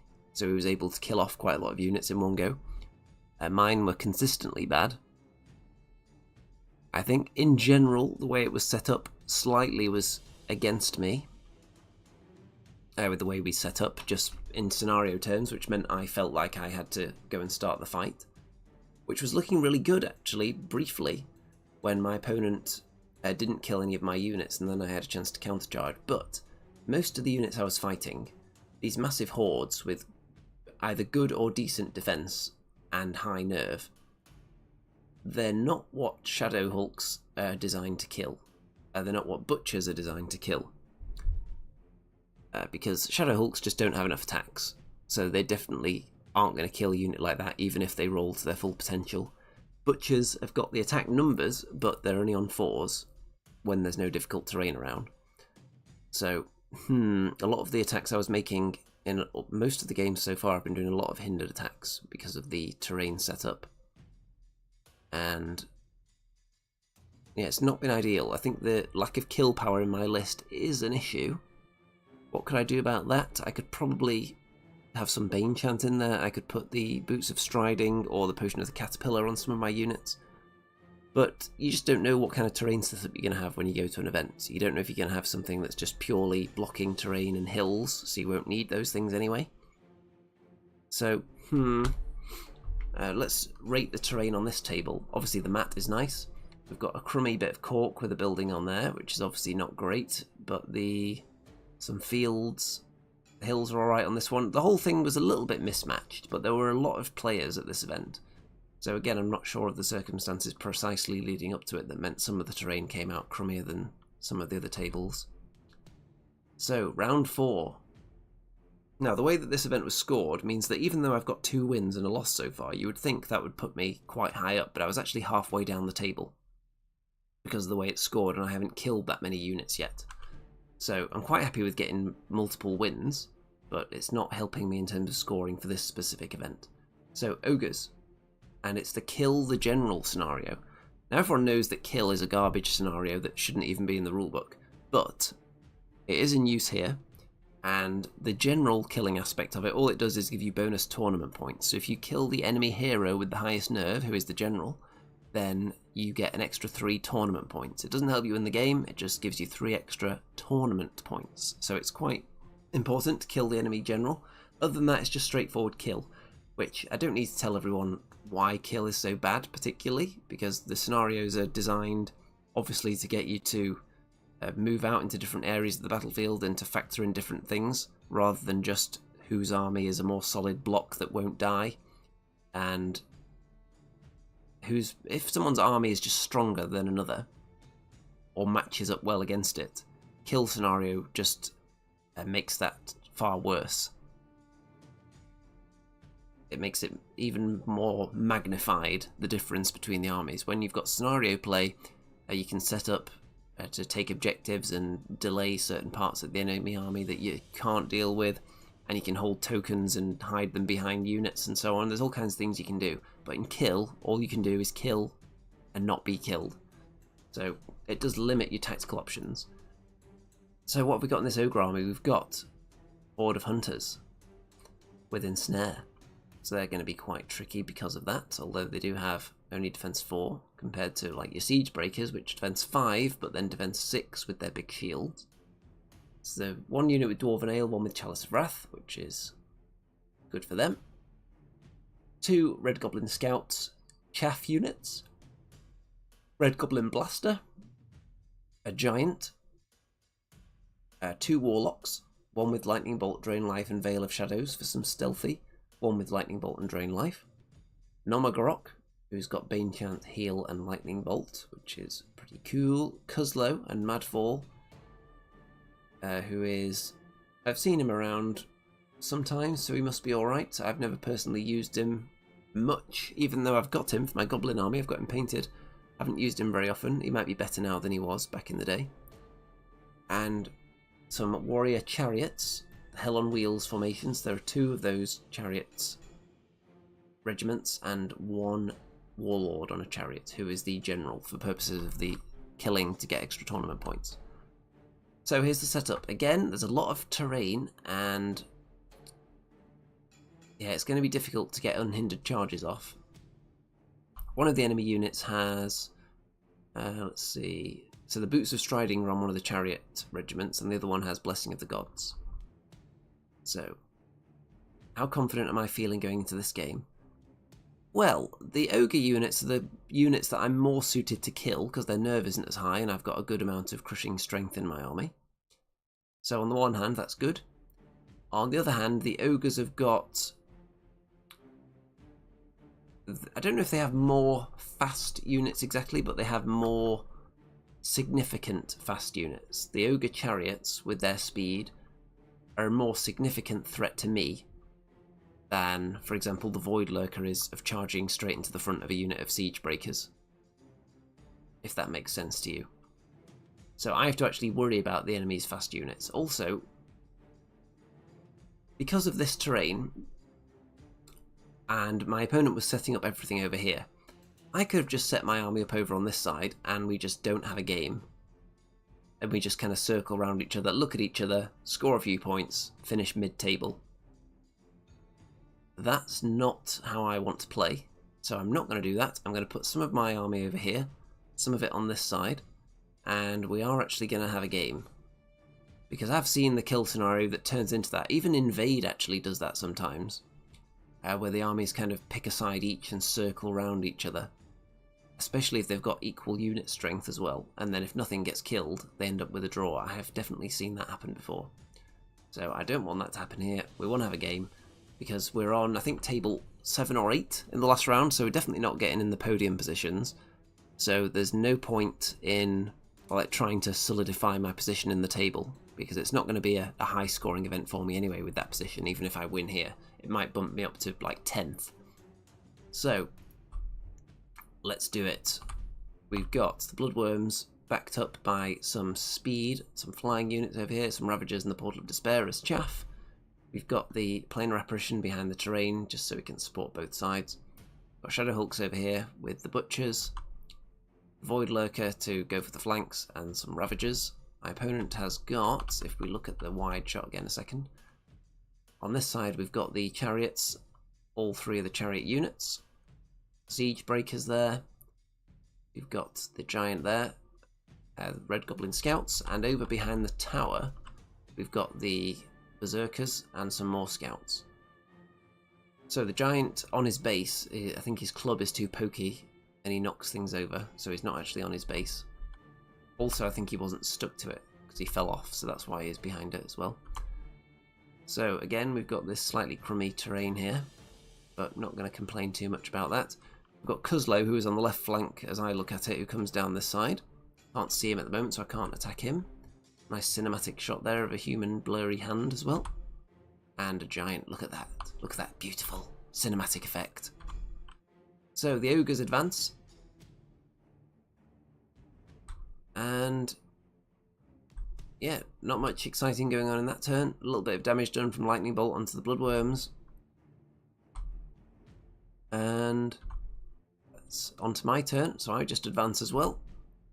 Not too much on this side, because I don't want to get within charge range of the Chariots.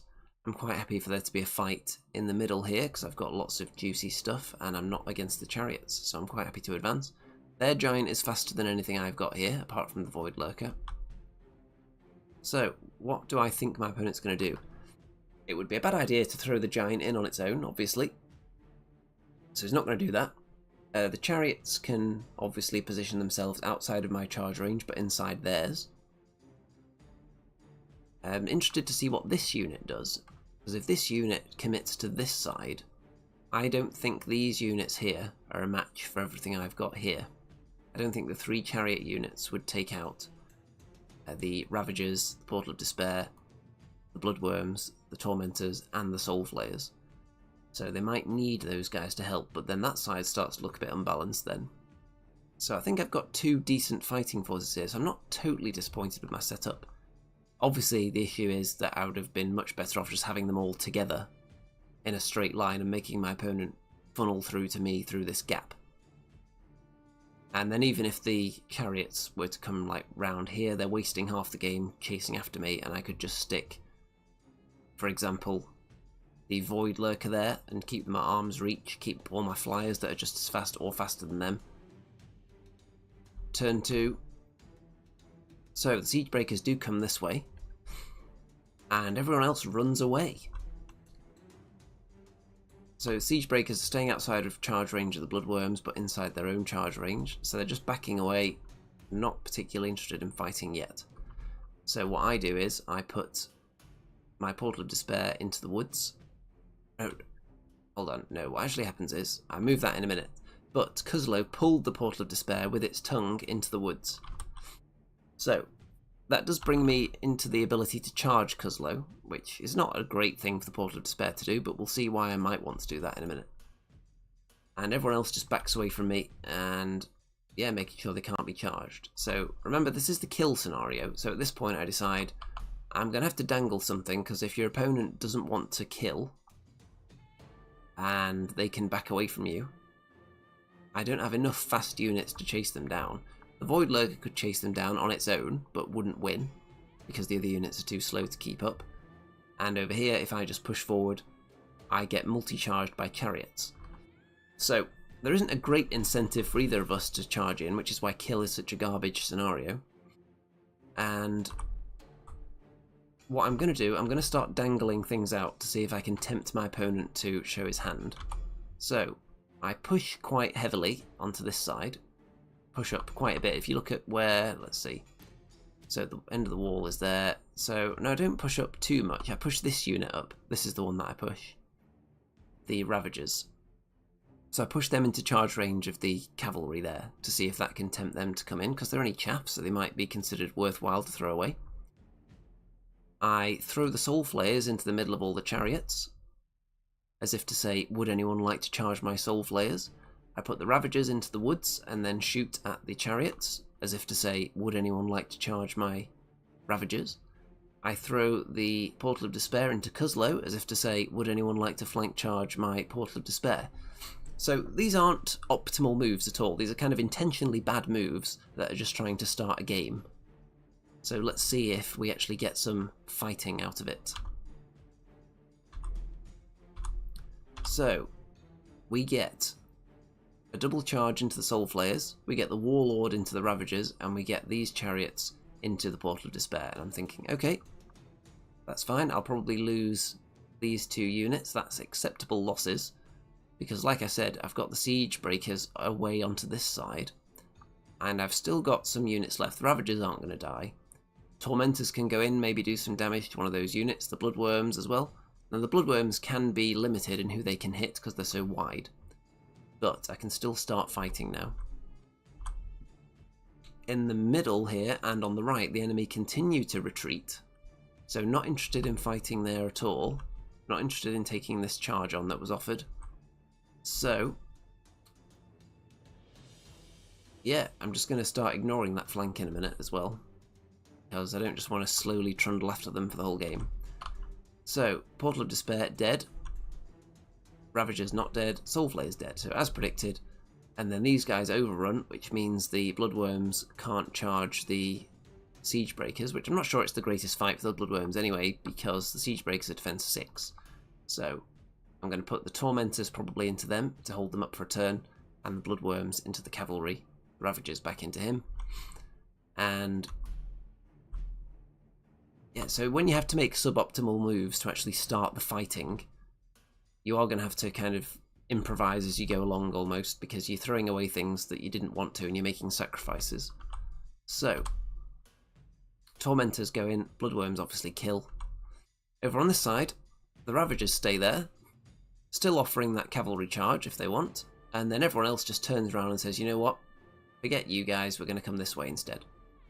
So they can't keep running away now here, because I'll still be within charge range. I've got the Shadow Hulk, I've got Butchers, more Butchers, another Shadow Hulk behind. Void Lurker is now looking that way, so it's causing a threat to these units over here, such as the Siege Breakers. And with the position of the Bloodworms, my thinking here is that when they kill the Tormentors, whichever way they turn, somebody is going to be in the flank. Now, had I actually checked this at the time, I would have found out that that's not actually true, and there is an angle they can turn to which gets both of them in the front. Which is very irritating, because obviously that's the intent behind this move. So what I should have done really is when the Bloodworms successfully killed that unit, they just shouldn't have finished here. They should have gone like that way, or angled themselves in such a way so there's no way for this unit to stop its flank being hit when it kills them. Because that's pretty much, them not being flanked is pretty much game over, I think, at this stage.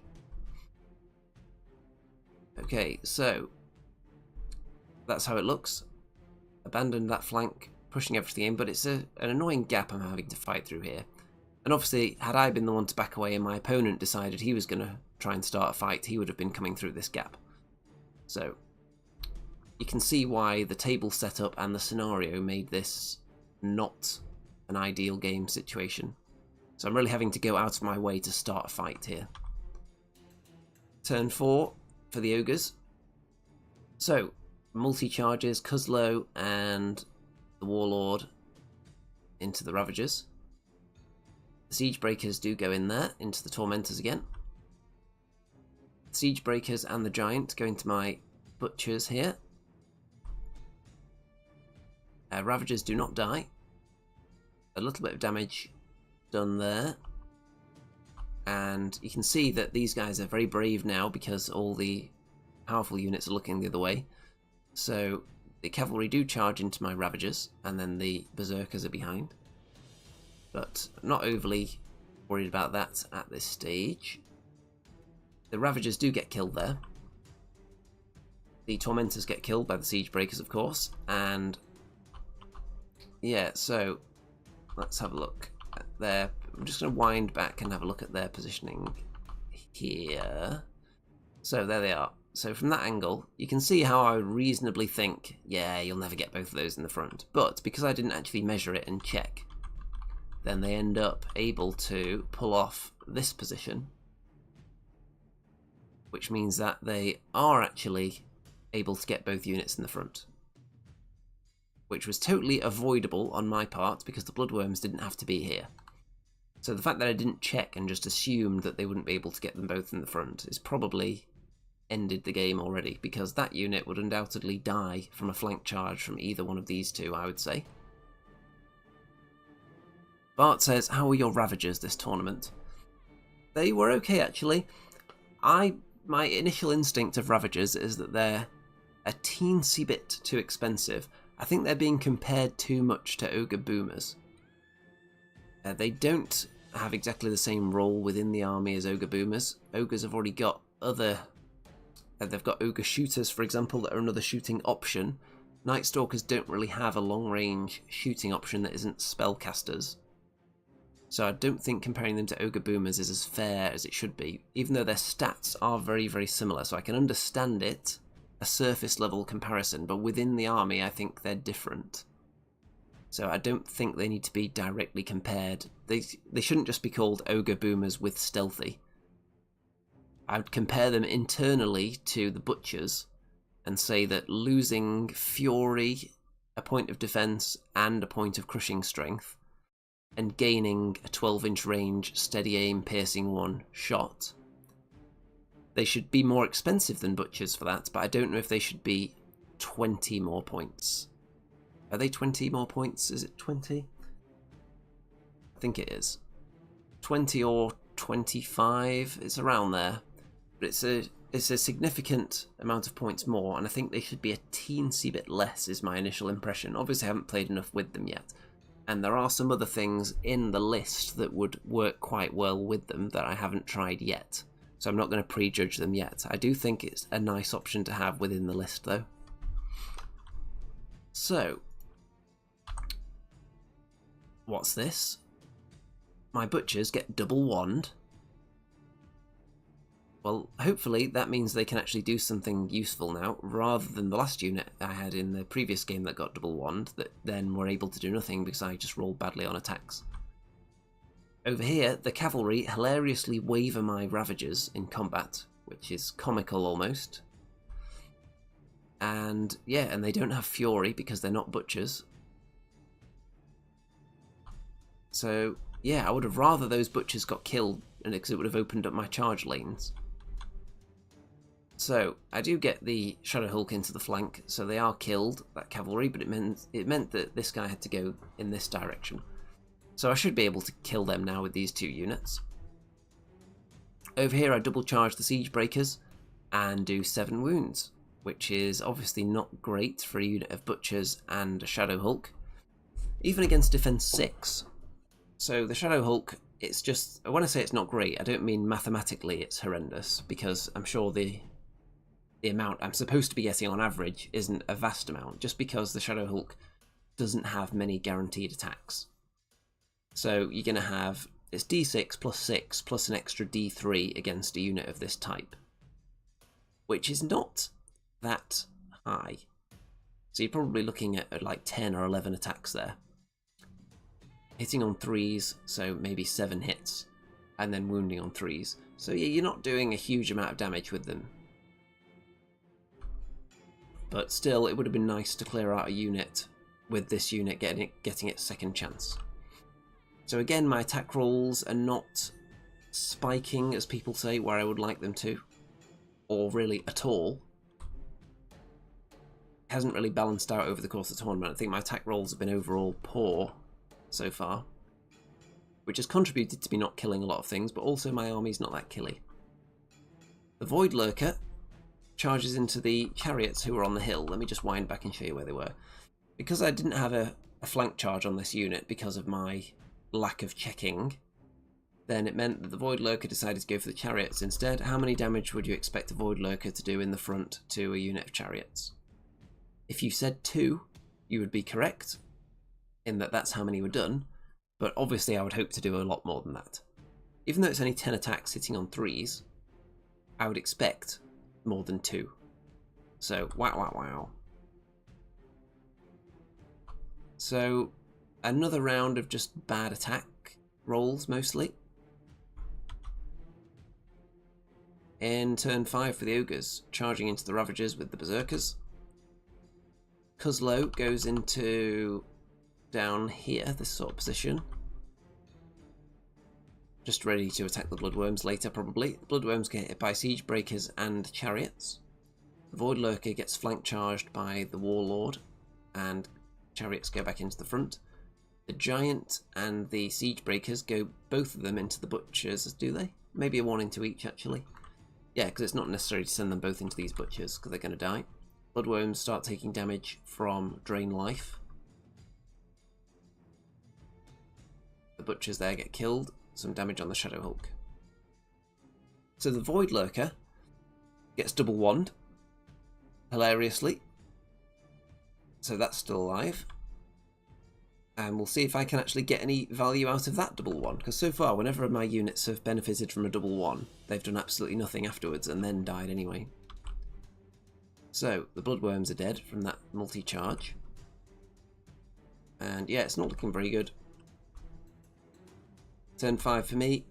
We managed to kill the Berserkers and then turn around to face the actual fight. The Void Lurker, let's see how much damage this Warlord was on a minute ago. He was on 5. Yeah, so the Void Lurker again does 2 damage to a unit. So Void Lurker underperforming in combat. And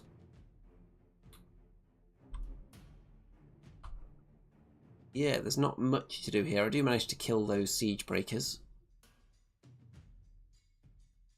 And on to turn 6 for the Ogres. So, Siege Breakers and a Giant into the Butchers. Void Lurker gets killed. Butchers get killed. So what can I kill to get some more points for the tournament? Well, not much. So the charges I have available to me, I think I'm able to charge the wagon with this guy. I think I probably kill that. And then this one and the Ravagers, I think I charge into the double them into a unit, but they don't kill it. So that's why there's no more pictures. So that's the end.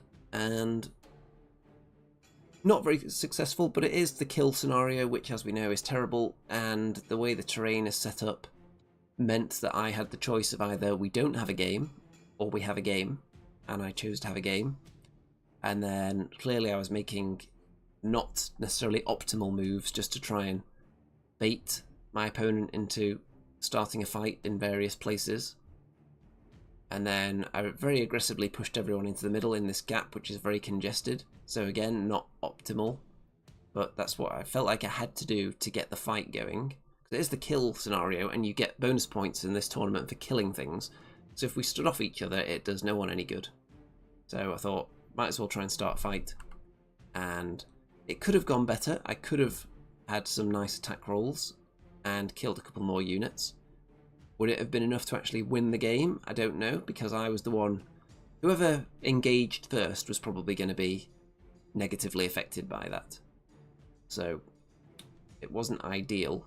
It wasn't ideal conditions for encouraging either player to attack. And the fact that I was the one that chose to attack first meant that I was at a slight disadvantage, because by attack I mean put my units within charge range. So there was no great imperative for either of us to do it, but the fact that I chose to meant that I was at the slight disadvantage. So I think I probably would have just lost anyway, even if I'd killed a couple more units with some nice rolls. And then of course I had some of my units preserved with poor nerve rolls, and then they still failed their attack rolls afterwards anyway. So that didn't really help me. Overall throughout this event, I can't think of another event recently where my own attack rolls were so bad. I'm sure if you go back and look at the damage I did in all my attacks, it's mostly below average. And I didn't get into a position, really, for my nerve rolls to let me down, because I just wasn't doing enough damage, mostly, for the whole event. So I'm not going to blame nerve dice. I think game 1, I was always fairly comfortable the bloodworms were going to survive, so I was fairly pleased with how that one went, and I wasn't overly concerned about killing the enemy.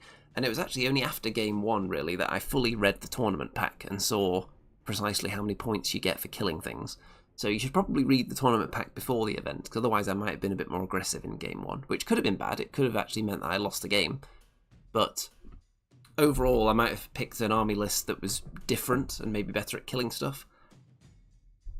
Game 2, it's hard to judge because my opponent timed out with basically 2 turns left and wasn't really able to do anything. And I felt like it was more comfortable than it was at the end of that one, because I'd miscalculated the size of the dominate zone. So I actually kind of got lucky to win that, even though it should have been a comfortable win in the last 2 turns with no opponent. Game 3, there was no great incentive for my opponent to rush in and attack me. And yeah, it was just positioning and the scenario. I could have positioned slightly better in that one and made it so that I didn't then have to be the one to attack the enemy. And then a similar story in this game, except in this game it was more intentional rather than being forced into it. It was more, I would like to have a game and kill things, and I'm not going to finish anywhere near the top of the table anyway, so why not invite a fight rather than trying to get a stalemate, was my opinion of the last game. So yeah, 2 wins, 2 losses, fairly satisfied with that, fairly satisfied with my overall general play. I don't think it was too horrific, considering I haven't played with this army for a little while now, actually. I took Abyssal Dwarves to the last 2 events, I think. And the new units, I really like the Tormentors, actually. They are a unit that I would compare them to, like, is it the Crocodog Wrangler who can charge through the legs of friendly units? It's against some armies you'll be able to hide them quite well and then leap over and charge, which I like. I like that as a tactical option. I think they are quite interesting. The Ravagers, I do like having a shooting option for the Nightstalkers, because being a stealthy army, ideally you would like to get into a shooting match. You just never really had the tools to do it before. So I like them. What do I think of the Void Lurker now that I've used it for the first time? Only 10 attacks. So my issue with the Void Lurker, actually, is the same issue I have with the Abyssal Dwarf Half-Breeds Cavalry. So, they're a unit with low defense, they're expensive, they don't have obscenely high nerve, and they don't have a vast number of attacks. So when you throw them in, you have to be like a surgeon, you have to pick the perfect flank for them to attack. The Half-Breeds can maybe do a bit more in the front because they have slightly more attacks. But when they do hit something, immediately afterwards, they're probably going to die. So they're so expensive as well that if they do hit something, and even if they kill it, is it a unit that costs more points than them?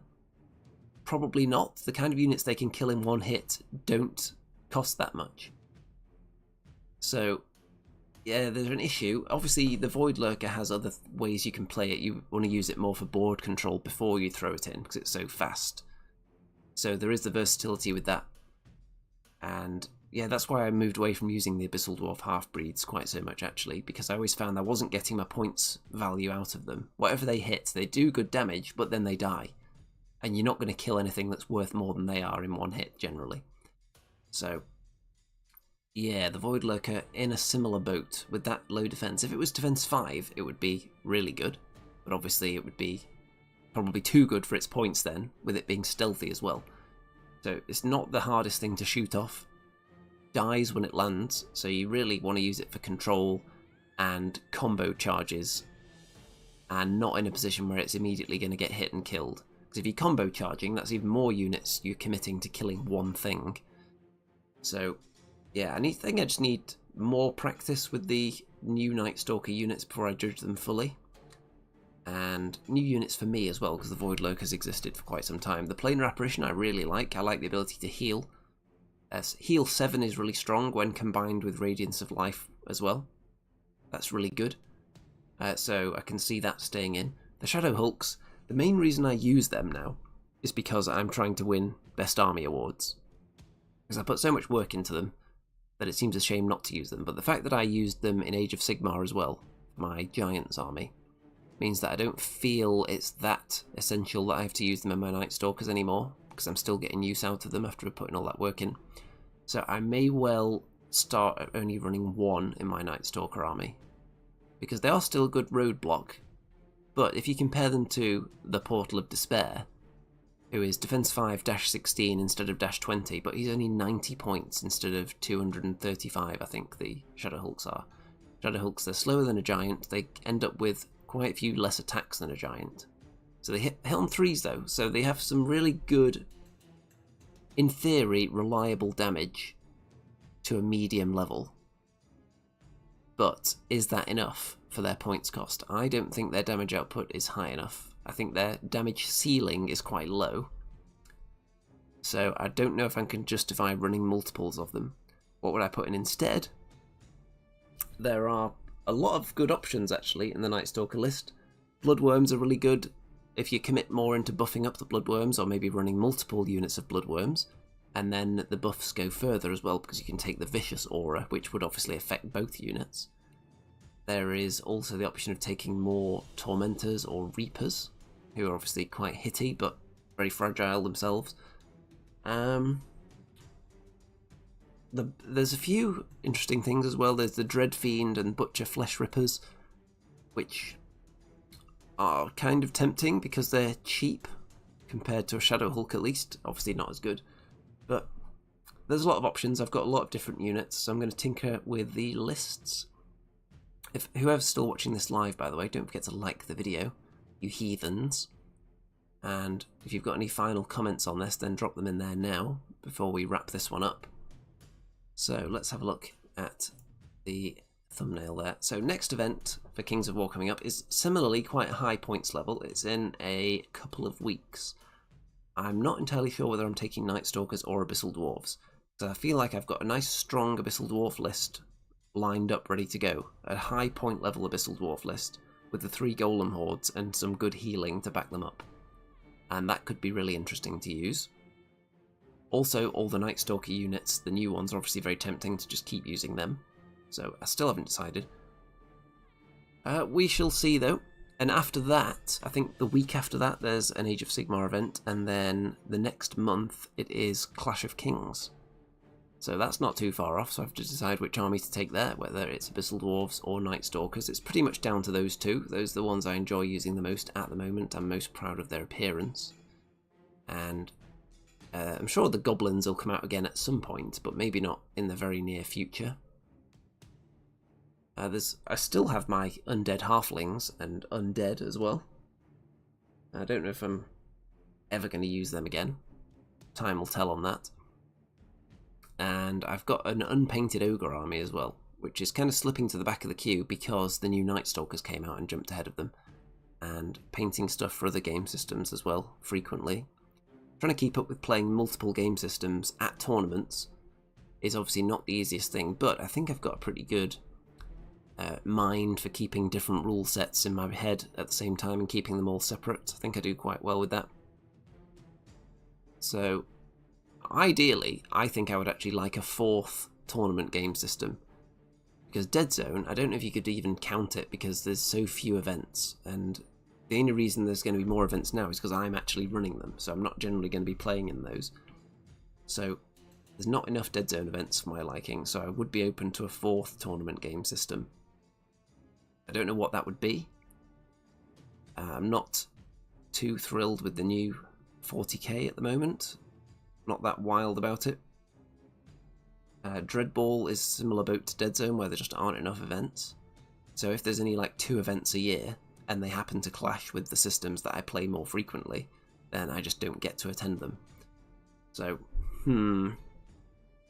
let me know actually if you can think of any game systems that you know have frequent events, preferably in the Midlands area, so as close to Nottingham as possible, really, would be ideal. You would think with this being Nottingham, the hub of wargaming, there would be a lot of game systems getting frequent tournament action. It's very easy to get Age of Sigmar events in. I think I did about 16 events in a year, because there's so many combined between the TSN arena in the middle of Nottingham and at Warhammer World as well. Lots of events there.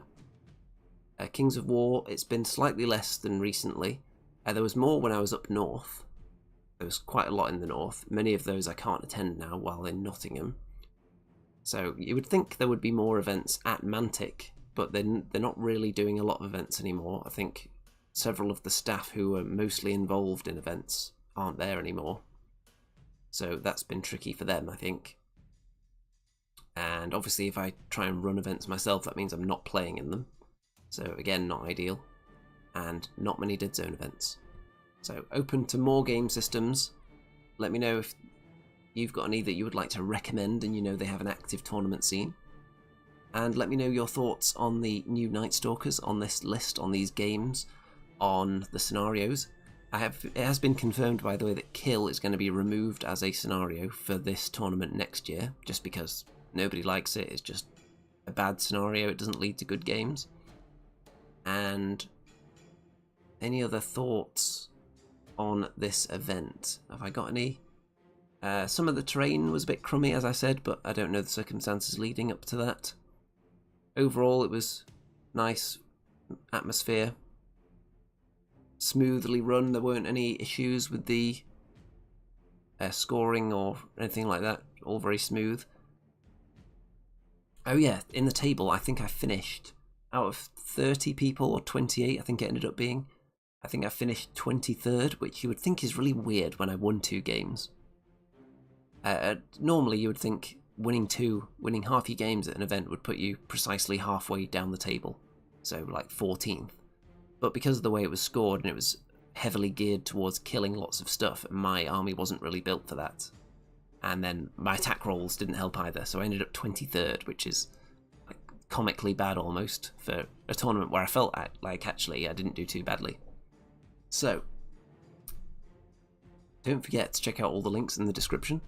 Don't forget to follow on Twitter and join the Discord server and Facebook group and all that good stuff. And obviously, don't forget to donate all your life savings in the form of Patreon if you want to keep this channel as the beacon in the stormy seas of wargaming to guide you towards hobby and general spiritual enlightenment.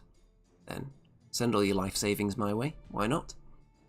And other than that, I think all that remains to be said is good night out there, whatever